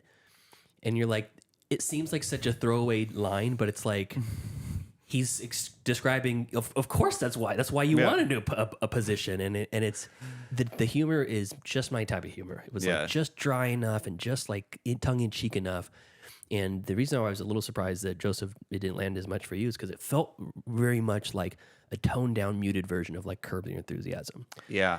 Really similar to that sort of like situational comedy, people saying things that you wouldn't expect in a situation and how that interplays with each other. Yeah. The one thing, probably the biggest thing that I had a hard time overcoming as a hurdle was that you're led to believe that William Hurt is this hunky guy. Mm-hmm. And I looked at Brianna, I'm like, is he... It says 87. Very attractive? Are you like turned on by that guy? And she goes, I mean, he's not ugly. Are you turned he's on? He's attractive enough, but I'm not attracted to him. I'm like, okay. Because that's kind of like the thing. It's like the studio, the channel producer is like the president or whatever, brings his daughter in and she's like, oh, hey, Tom, I want you to meet my daughter. She's really wants to meet you. Never wanted to meet anybody except for as soon as you're in that building, he wants to. And that whole interaction was great when fucking Aaron comes in and is like, hey, remember me? We spent 14 days together on a river rafting trip. That. I love that. I stayed at your house. She's Yellow raincoat, hood on. Doesn't ring a bell. Oh, yeah. It's like all that stuff was so well done and so well edited and well paced. I'm thinking it's really, really good. And I'll never deny like a good rom-com, and this had just enough romance in it to not to be like too saccharine sweet and too whatever. Right. You know, there's some realism to it. You know, there's the main like host, like the main like guy that she's trying to get, this Tom. He bangs another woman in the movie, you know, earlier in the first act. Right. Yeah. And you're like, that doesn't generally, you don't see a ton of that unless it's like, oh, you were with her and now we're into a turmoil and that's a huge like wrench in this whole chain and all this kind of stuff. Didn't really like affect their relationship in a way. It felt more like real life. It felt like she's a career woman, he's a career man, he's also another career man, and they all have their different things that they want. And there was I think there's a lot of rewatchability to this too. I could see myself rewatching this and finding a new perspective on it multiple times. You know, put myself in Holly Hunter's shoes. What does that look like? Put myself in, you know, William Hurt's shoes or whatever. So, and then on top of it, there's this whole idea of the layoffs and how they're handled, and you know, low man on the totem pole is getting booted out, and he thought he was going to get fired, but he didn't anyways. But he quit on top of it, and it's like that's a lot. There shows a lot of character in those decisions that get made, and even just his boss saying, "Hey, you want to take a walk?" Yeah, and he's like, "Outside?" And you're like, "Yeah." And you're like, you don't need to say a single other word. Yeah. You assume, oh fuck, I'm on the chopping block. Yeah. You know, it's a John C. McGinley. Yeah. What is it you say you do here? Oh yeah. You know, from Office Space. Yeah. And it's I'm a people person. Yeah. These engineers are not people. Anyways, I really loved it. I thought it was fantastic. I was shocked with how much I liked it. And I think the performances were great. Holly Hunter is so damn charming. There's jokes that are maybe a little bit too on the nose and played a little bit too schlocky, like when she puts the condoms in her purse. Yeah. It was a great joke, but I think she drew it out like a little tiny bit too much. Yeah. Could have been, you know, pared down just a tiny bit, a little bit more subtle and off to the races. But all in all, like even William Hurt by the end of the movie won me over. Mm-hmm. You know, when she's up on the balcony looking down on him and she goes, if he looks at me and he smiles, that means it's meant to be. And he looks at her, and not only does he smile, he's like, oh, my heart. And you're like, that's so sweet and cheesy and dumb. And I mean, dumb in the best way. Like, he's not trying to be a cool guy. He's just like, I'm my love. Yeah. She's up there, you know. I just thought it was so good. I can't say enough about it. So awesome. Really good. Yeah, this was my first viewing as well. And I have to agree with you, Pete. Yeah, like I feel like every joke that was like written, every comedic situation that was put in this movie was just very well paced and timed correctly. Holly Hunt's character, Hunter, Holly Hunter's character. I didn't like her. I thought she wasn't that great of a person. She's definitely flawed. Yeah. So, I mean, I'm not saying that's like a detriment to the film or anything like that, but it's actually not. it I was made just me saying he wouldn't touch her with a 10-foot pole. Is what he's saying. no, it wouldn't. No, thank you.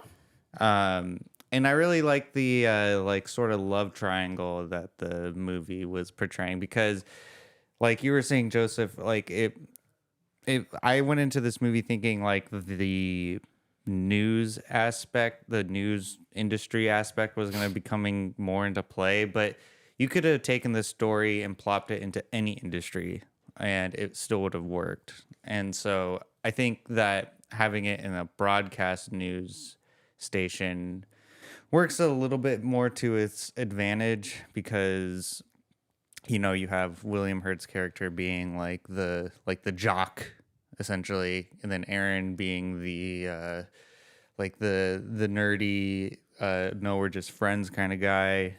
He played that very well. Yeah. And it's a really interesting dynamic between all of the characters. And then once the layoff scene or the layoff sequences happened, that was really well done. And it really kind of like makes you feel really bad for these employees because in the beginning of the movie, they present this industry as very like high, like a very fast paced, high pressure job. Mm-hmm. Like just in like the first 10 minutes, Holly Hunter's character, was it Jane? Or her name is? Yeah, it's Jane. Yeah, Jane.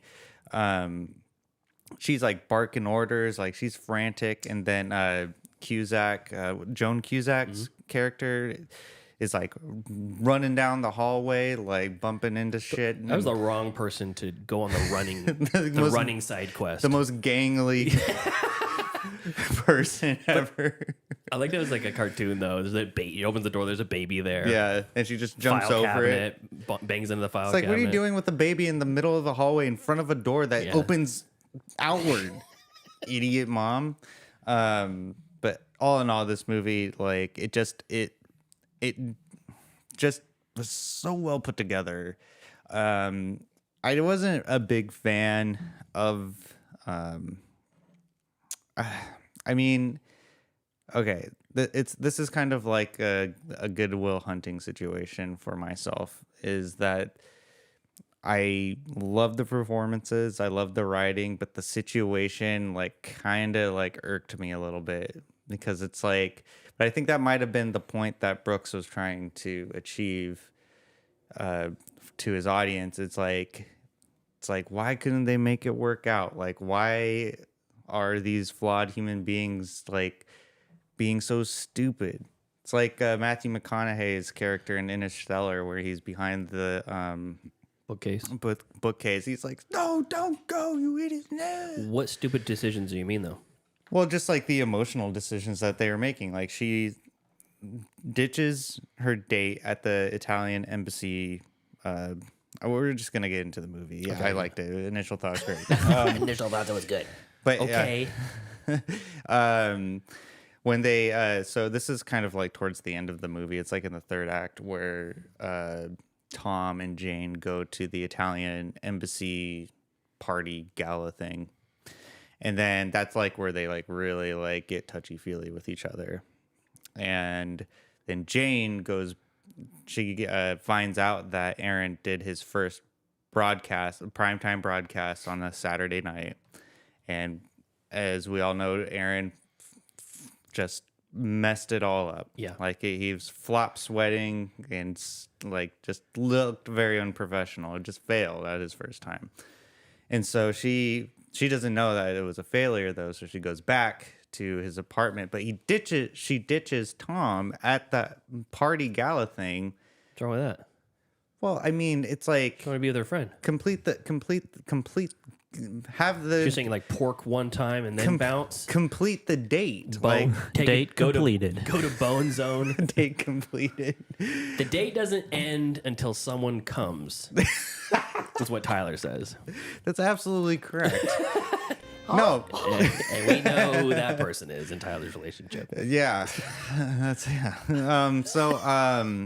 I just thought it was really like, it was like really rude of her to just like leave the gala to go like talk to her friend. Like what? She couldn't just wait until the next day?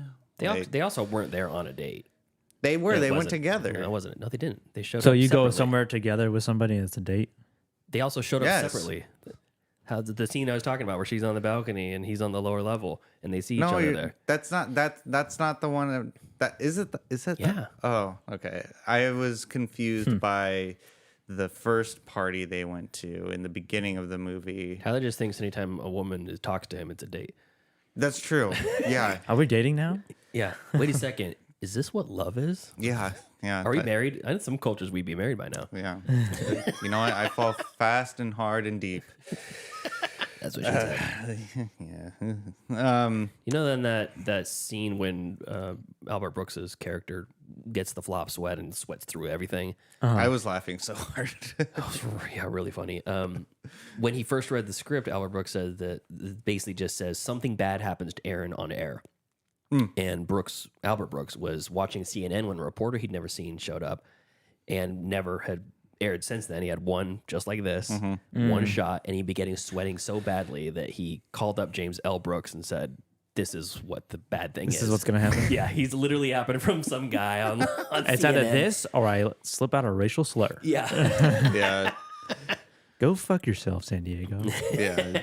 It was. I really liked that bit when William Hurt's character is coaching him up on it, on how to do the good thing. Yeah. Be good on air or whatever. And it's like, you'd think they're more or less rivals because they're both essentially shooting for the same spot. Yeah. And the same girl. Yeah, exactly. So he has no real reason to do it, but he's earnestly telling him, no, sit up straight, sit on your coat jacket, look how much better you look, try to sell it. And then they almost take that line of like, you're selling the news. Yeah. And turn it on him after the fact.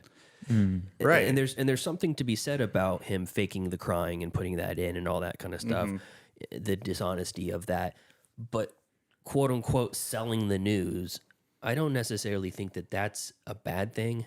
It's just he's basically saying you need to speak with emotion. You need to punch certain words. You need to be emotional when you're talking instead of just being a limp noodle. And you also have to realize the context of the time that this movie was filmed. This was in 1987, and so this was the Reagan administration, and they got rid of some sort of law where like the news has to be factual, and then cowards. And they got rid of they got rid of like some sort of like law that requires news broadcasts to be completely 100% factual. And so then that's when How news would they do that? Then news started becoming entertainment.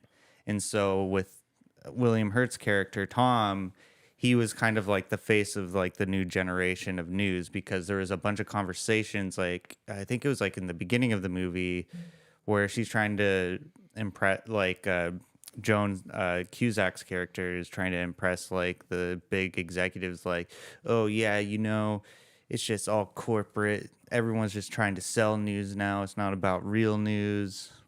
And so it's really like not a sign of a time, but it's basically like that. It was very timely to even put that on screen, because that's when news started becoming entertainment rather than... There's a whole segment about, well, you cut back to your reaction. Why? And then Albert Brooks is just making fun of him. He's like, oh, I guess we're just watching. Can we watch the news? Yeah. We're talking about a woman getting date raped. Who cares? Yeah, exactly. Please don't clip that. Please don't clip that. As soon as it left my lips, I knew that was going to end up on the fucking board. Gotta be careful. I know, you gotta be careful. Gotta be careful.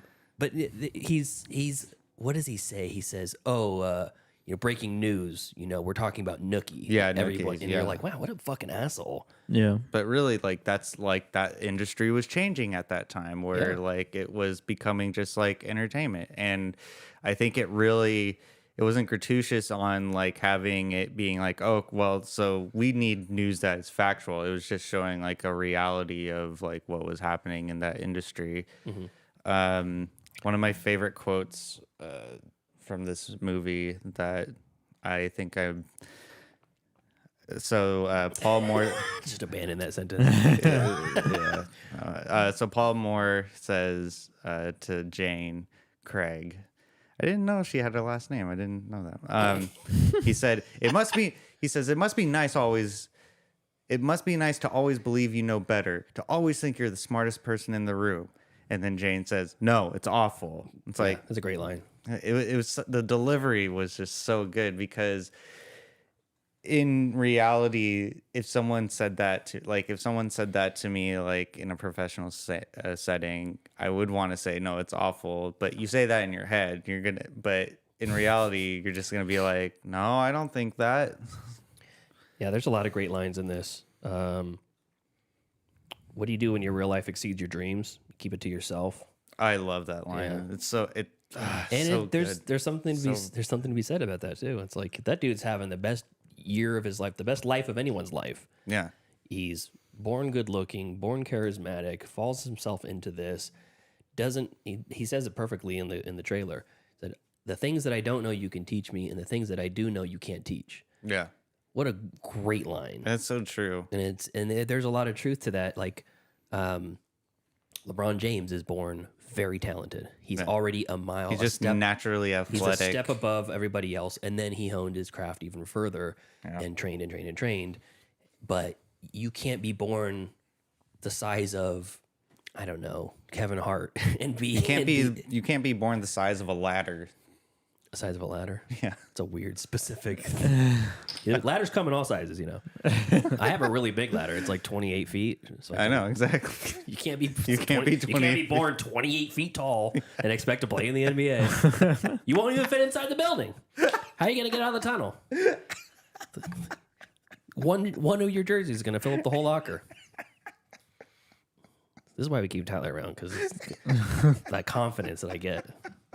That joke was a 4 at best. It's killing Tyler. Oh God. Okay. Podcast news. Tyler, Joseph, do you have any scenes that did stick out to you? When they're out in the battle or whatever. Oh yeah. Like they're out in the field and they're like in gun. Where are they anyway?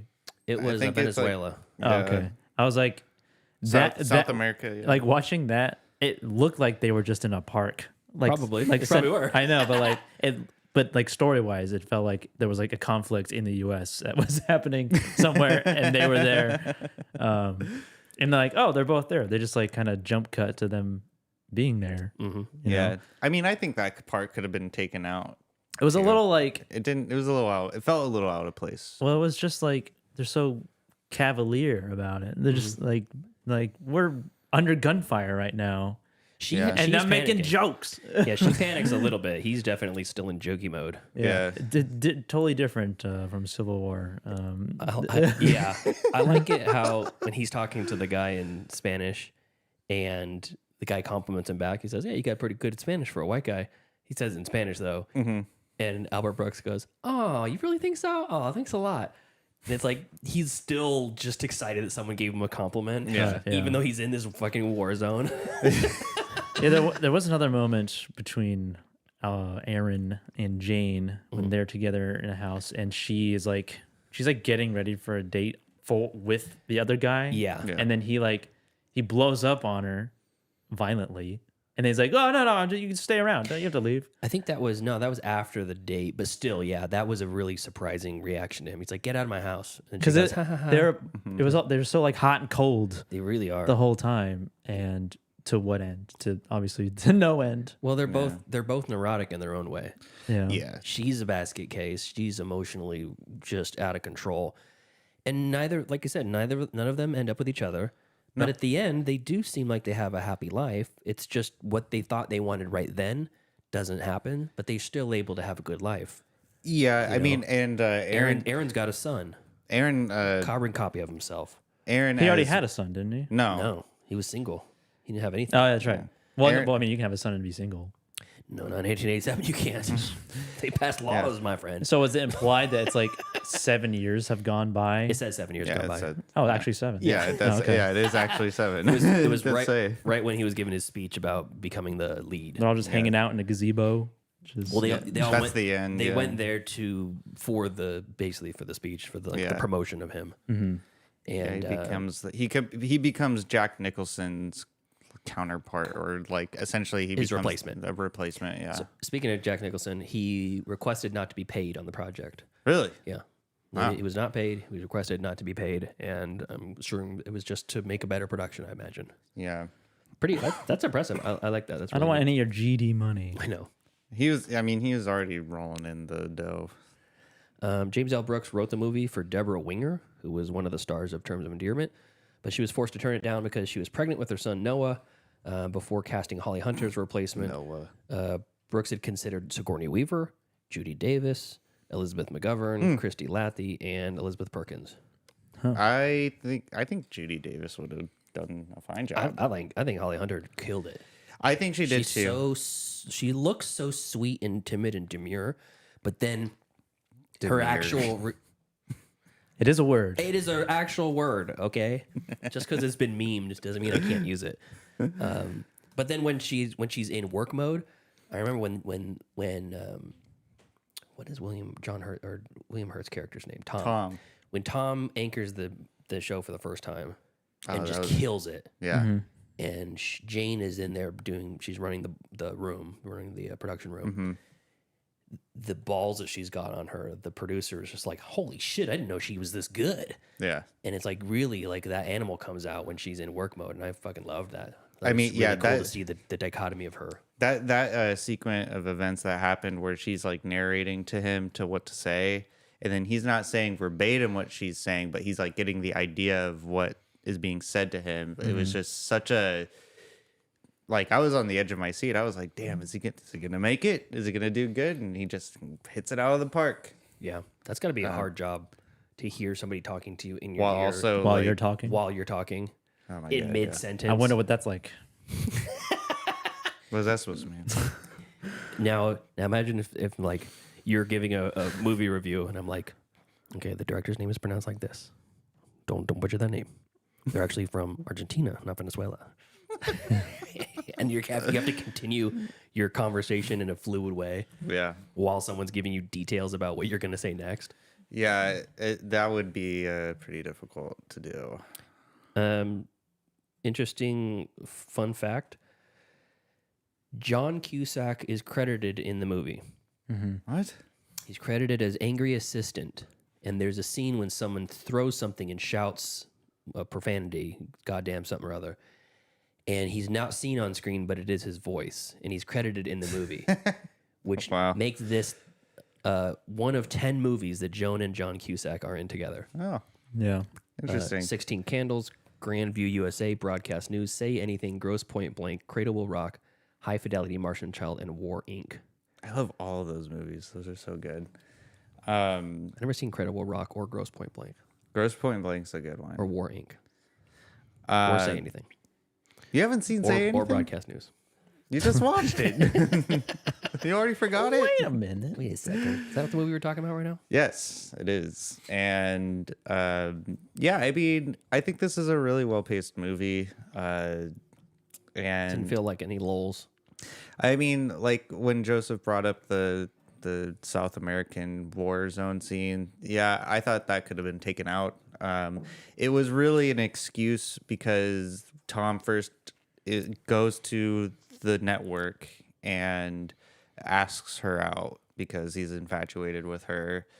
And then she's like, nope, I'm going to South America, too busy. Mm-hmm. So I feel like that was like a bridge to have him go and headhunt another woman in the... I think the woman was headhunting him. Oh, true. Yeah. I thought it was strange that they showed a silhouette of his wang on the wall. Yeah. Shadow of his limp wang. What does she say? Is like, do you know, do bunny rabbits? rabbits? Yeah, bunny rabbits. Can you do a bunny rabbit? I know Yeah. they do like for a split second, and you see the it's just the shadow. Yeah. You see the his Look like a penis, like a cheese puff. Yeah, pretty funny. Shadows take away 7 inches. Yeah. It's the second movie that I watched this week that had a male dick in it, and the other one was It was for me too. was men. Yeah, A lot of dicks in Wait, men. what was the one you watched? Predestination. Oh, that's a male dick. Yeah, All right, now we're watching it. There's a dick in there. Cool. Just one? Just one. Ah, bummer. Damn. I got some more quotes here. Aaron, I think we have the kind of friendship where if I were the devil, you'd be the only one I would tell. That was interesting, weird, like insight into their relationship. That's a creepy thing to say to someone. It's odd. That's Very a weird odd. thing to say. Yeah, that's a very odd thing to say. Jane, so you like me, huh? Tom, I like you as much as I can like anyone who thinks that I'm an asshole. It doesn't stop me from liking someone if they think I'm an asshole. It inspires me to do better if that's the case. 6 years from now, I'll be back here with my wife and 2 kids, and I'll see you. And one of my kids will say, "Daddy, who's that?" And I'll say, "It's not nice to point at a single fat woman." What the fuck? See, but that's what I was gonna bring up. Is he kind of like had a premonition of the future because he didn't have 2 kids, but he had 1 kid, and she looks like a whale. She's not Zoftic or anything like Who? that, but Jane? She's not. Yeah, she's not Zoftic. If anything, she looked like she lost more weight, and then she has the Ellen DeGeneres haircut, kind She of. got that fuck ass bob. Do you notice in the ones like come like the end of the first act, she does a French braid down the side of her head, like here. Yeah. Mm-hmm.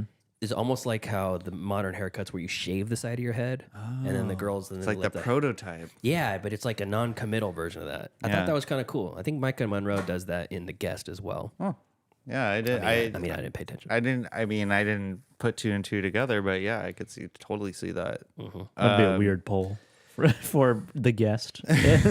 What? To like, because Holly Hunter did it in Broadcast News, we're gonna do it in this movie. Yeah, exactly. This is actually an homage to Broadcast News. It makes me, what I found really interesting about this movie is, well, I guess like the movie in it existing is like, I had never heard of this movie before, but it's so well regarded. Yeah, I feel like it's a little secret that I never heard about before. Yeah, and I'm so glad that I was able to discover it. Yeah, thanks for bringing it to the show. Yeah. Good pull. Better than Veronica, gotta say. Well, that's debatable. Wasn't your finest moment? Yeah. I love Veronica. Now I'm going to fuck your ass. See, when it's got quotes like that, how can it be bad? Now put that quote in this movie. Then you got an actually good movie. Yeah, that was William Hurt's date talking to him afterwards. All right, now let's flip it. But in the end, I think this is a really good date movie as well because it's engaging. It's a good movie where you could just like kind of. Come on. The cap was slippery. Sorry. Very good, Tyler. Very good. You put your arm around your date and you're just watching on the couch, watching broadcast news. You have some laughs. You have some intimate moments. You have some sex. Well, maybe you guys, but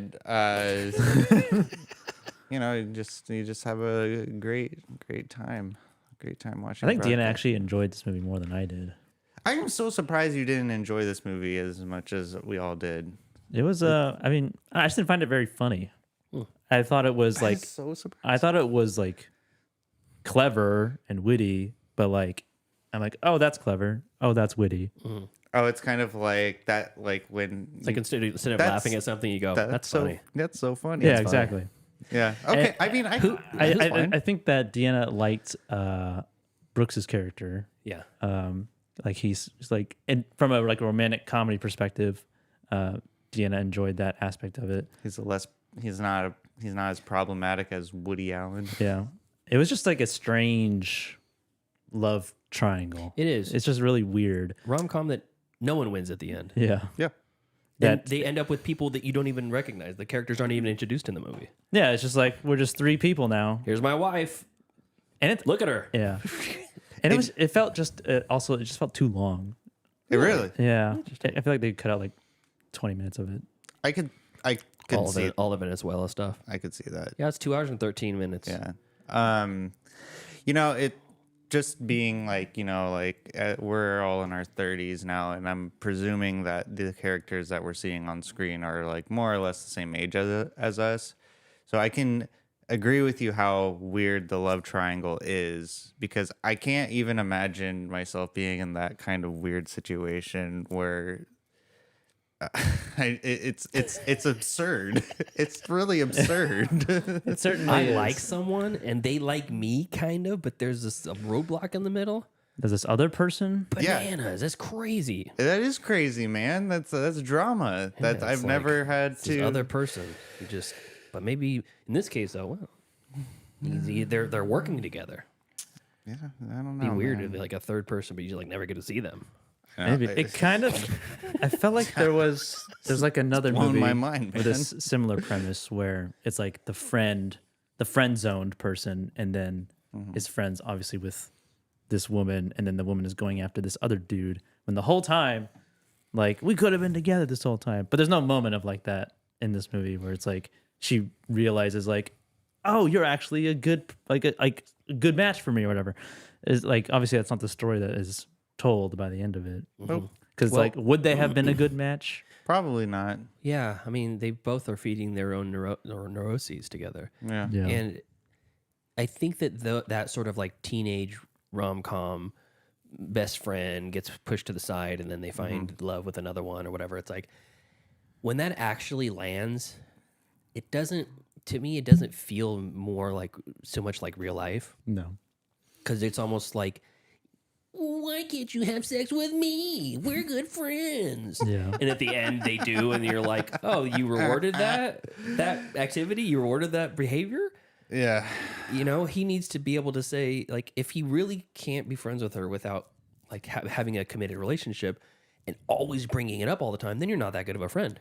Well, I hate to say it, but it's like if you have a friend, and you're constantly bugging them about, you know, we should really be together, and this should be this, and it should be that, but they don't want that.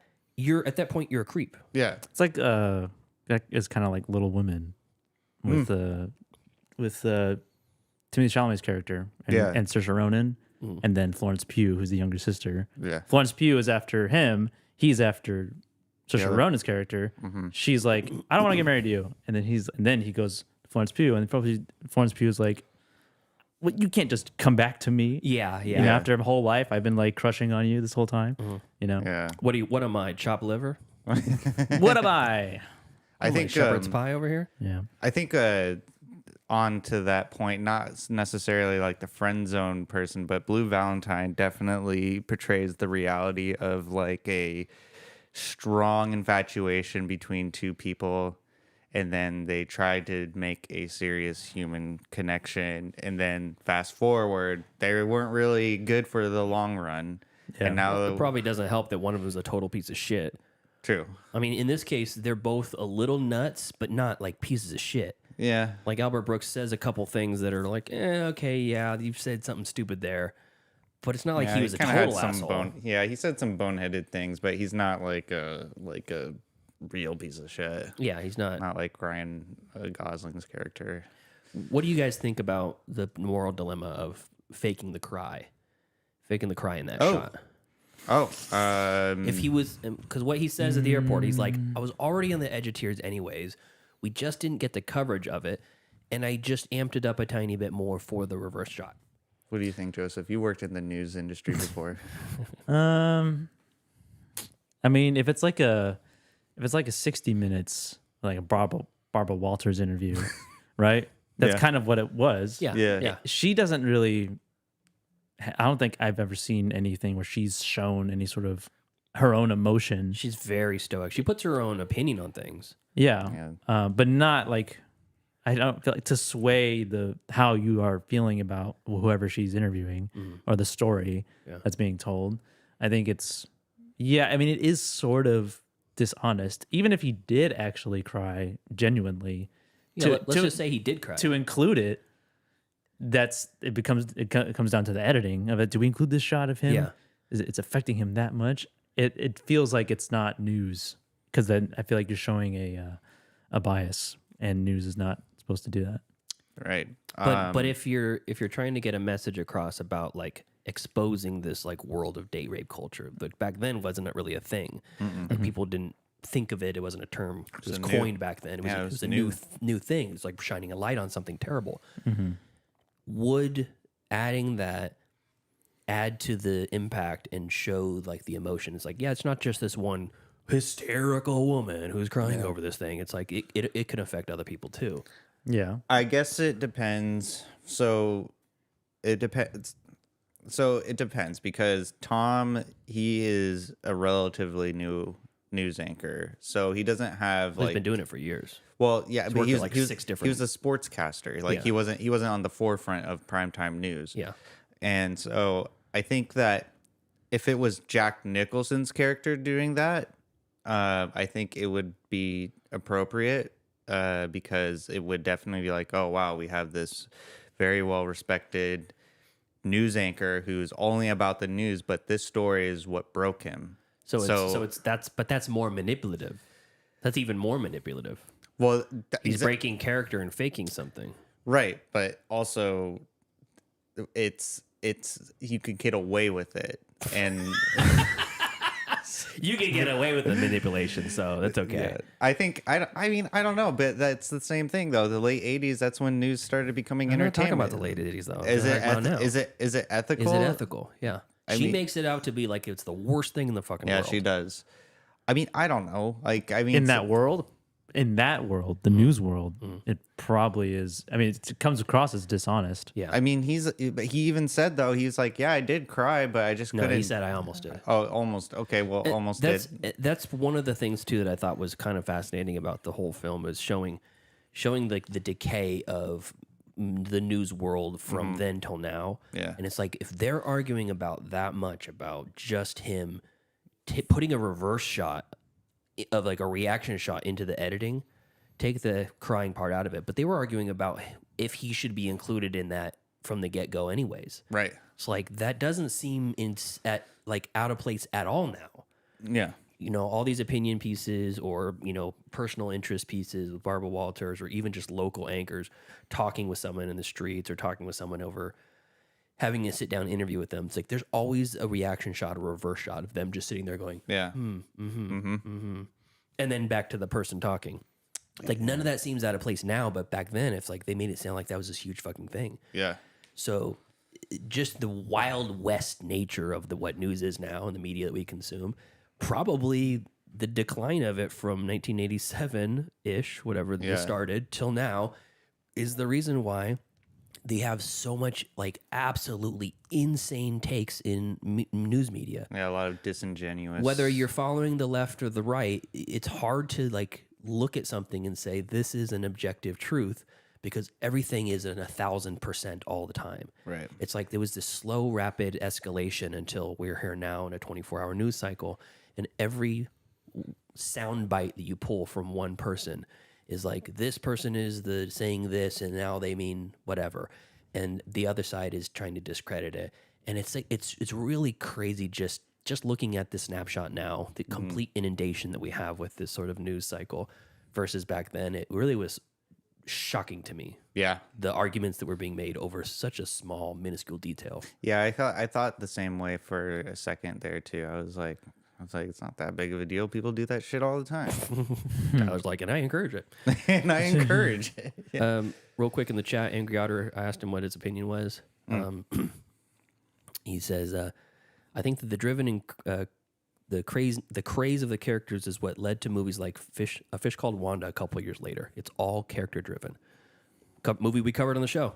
Yeah. Really, really good comedy. And then he also says Some Kind of Wonderful is a good example of what we're talking about, the rom-com sort of thing. But it was more of a common theme. And then he says the 24-hour news cycle started in 1980, and it quickly had to move to opinion pieces because of the lack of content. Yeah, exactly. Makes sense. 24-hour sports coverage is crazy to me. I know. Yeah. How much sports is there? NFL Red Zone. Yeah. Red Zone I get because there's a million games happening at once, and then for The the Red next Zone's cool. for the next like 6 days, they're talking about that one day worth of shit happening. Yeah, just endless highlights. Yeah. Opinions. Did you hear? Did you hear the new that wide receiver of the Pittsburgh Steelers got a new puppy? I wonder that's what it's gonna do for game day for him next weekend. And you know what's funny is that His actually mom's a Scorpio. Did you hear about that? That's so fucking crazy. You know what that means? No, like, well, yeah. What do they have to talk about? Just a bunch of bullshit. Can we get a boom, please? highlights. It's a Scorpio. Damn, that was a little hot. Well, yeah. So, I mean, do we have anything more to say about broadcast news, or I'm good. All right, perfect, cool. Let's grade this baby. That is broadcast news. Joseph, what do you have for us? Yeah, I didn't develop any sort of connection or any sort of care for any of the characters really. And it was very kind of quick-witted and clever and stuff, but it didn't really hit the whatever. Kind of missed the mark.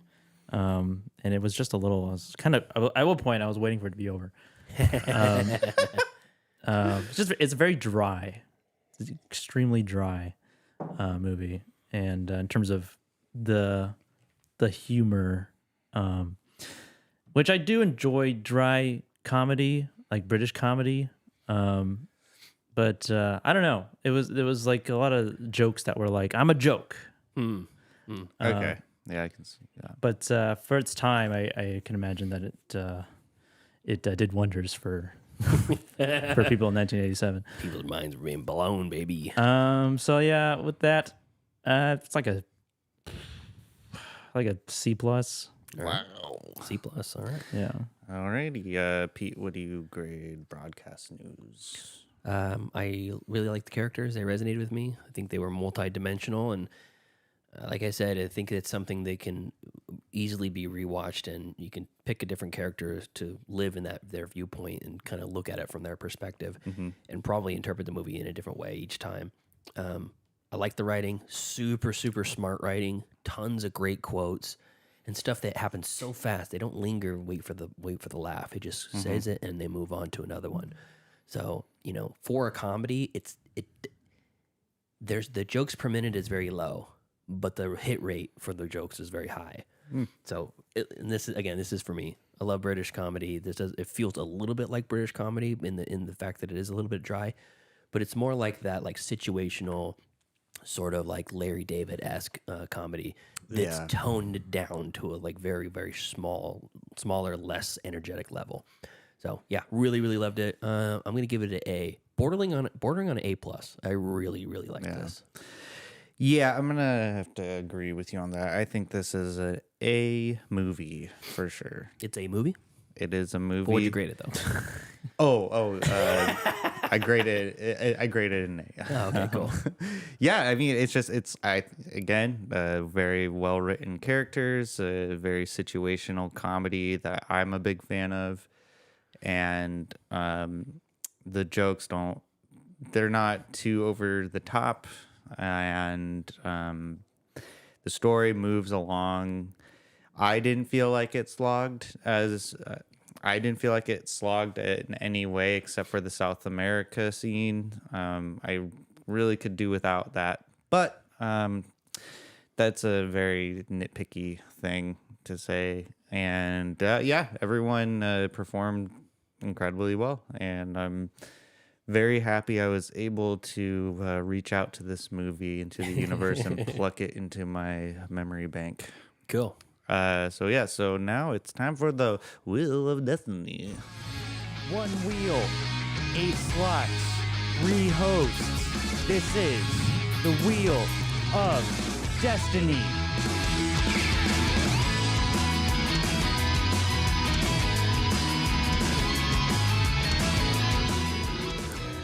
All right, broadcast news off the wheel, and we actually have 3 slots to fill. Oh my god. Yeah. 3. It's a lot of slots. First slot. Why 3? Angry Otter. He was our placeholder, our Patreon pick, but we didn't have a Did he reach out? Well, he's in the chat. I asked him during the show. Oh, you did? And he says Flypaper. Flypaper. Never heard of it. All one word, Flypaper. 2011, streaming on Paramount Plus and Roku. Oh. The synopsis says, a man caught in the middle of 2 simultaneous robberies at a bank desperately tries to protect the teller for whom he's secretly in love. What? Really interesting. That's an interesting synopsis. Okay. Okay, so that's Angry Otter. Okay, Tyler, what are you going to replace broadcast news with? I am going to replace it with The Fisher King. Oh. Directed by Terry Gilliam. You do not like this movie. You don't? You don't, really? No. I've never seen it. It's been a long time since I've seen it, so we'll see if it lands. Okay, and then since I also adopted broadcast news to give it more chance to be on the air. I have a movie that is going to make Joel very happy. Hell yeah. Joel. Hell Comes to Frogtown. Oh. Hell Not Comes- related to Frogman. No. It isn't? Oh, I thought it was. I thought it was like a sequel or something. No. It'd have to be a prequel because this is from the 90s or 80s, I think. Oh. Yeah, it's a supposed. I've seen a couple clips from it, and there's one quote from it that just cracks me up to no end. What is it? I'll have to wait for the movie. Okay. It's the line delivery, and it is hilarious. There's like mutant frogs or something like that, and they're like bipedal like creatures that talk and stuff and have a society. At least that's from. I'm going to go into as blinded as I can. It just looks bananas. So, anyways, we are not recording a new episode next week. No, we are not. Or the week after that. We're off for 2 weeks. So not until that weekend after Thanksgiving. Yep. Yeah, so it's going to be, so the 16th is next week, the 23rd is week after that, the 30th. Which is?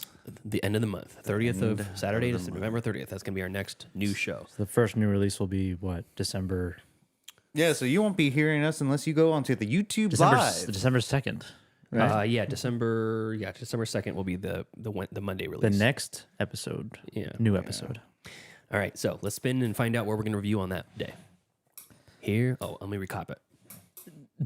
Flypaper from Angry Otter. Falling in Love Like in Movies from Pete. Hell Comes to Frogtown from Pete. The Fisher King from Tyler. Cyrus from Tyler. Paul Blart Mall Cop from Joseph. The Hunt from Joseph. Lars and the Real Girl from Chris. And that's it.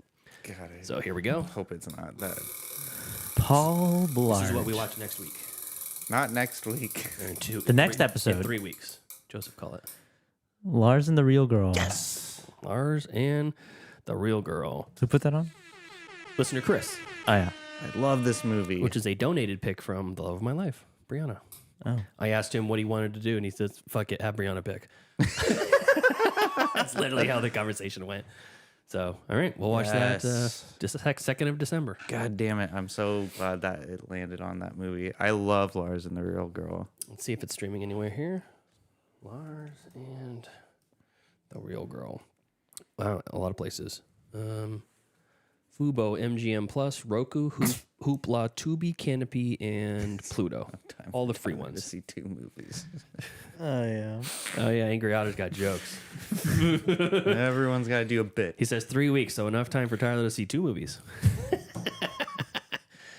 All right, you guys got anything else? No, that is it. Nope. Okay, so thank you to our cool ass yard duties over on Patreon. That's Javier, Heather, Michael, Steven, and Chris. And thanks you everybody for who has been in the chat. We had a fun first half of the show and a little bit of activity in the second half. If you want to join us live and get in on the show, give us your streaming picks, chime in on what we're talking about, go to the YouTube channel, youtube.com/middleclassfilmclass or something like that. It's all in the show notes. Yes. But yeah, every Saturday at 12:30 p.m. Pacific time, and you can be part of the show. Until next time. Thank you for joining us as we gab and chatter and review broadcast news. Follow us in 3 weeks when we review Lars and the Real Girl. Yep. Follow us on Facebook, facebook.com/MCFC podcast, and send us an email, mcfcpodcast@gmail.com. And follow us on Instagram at Middle Class Film Class and leave us a voicemail. Why don't you? At 209-283-1716.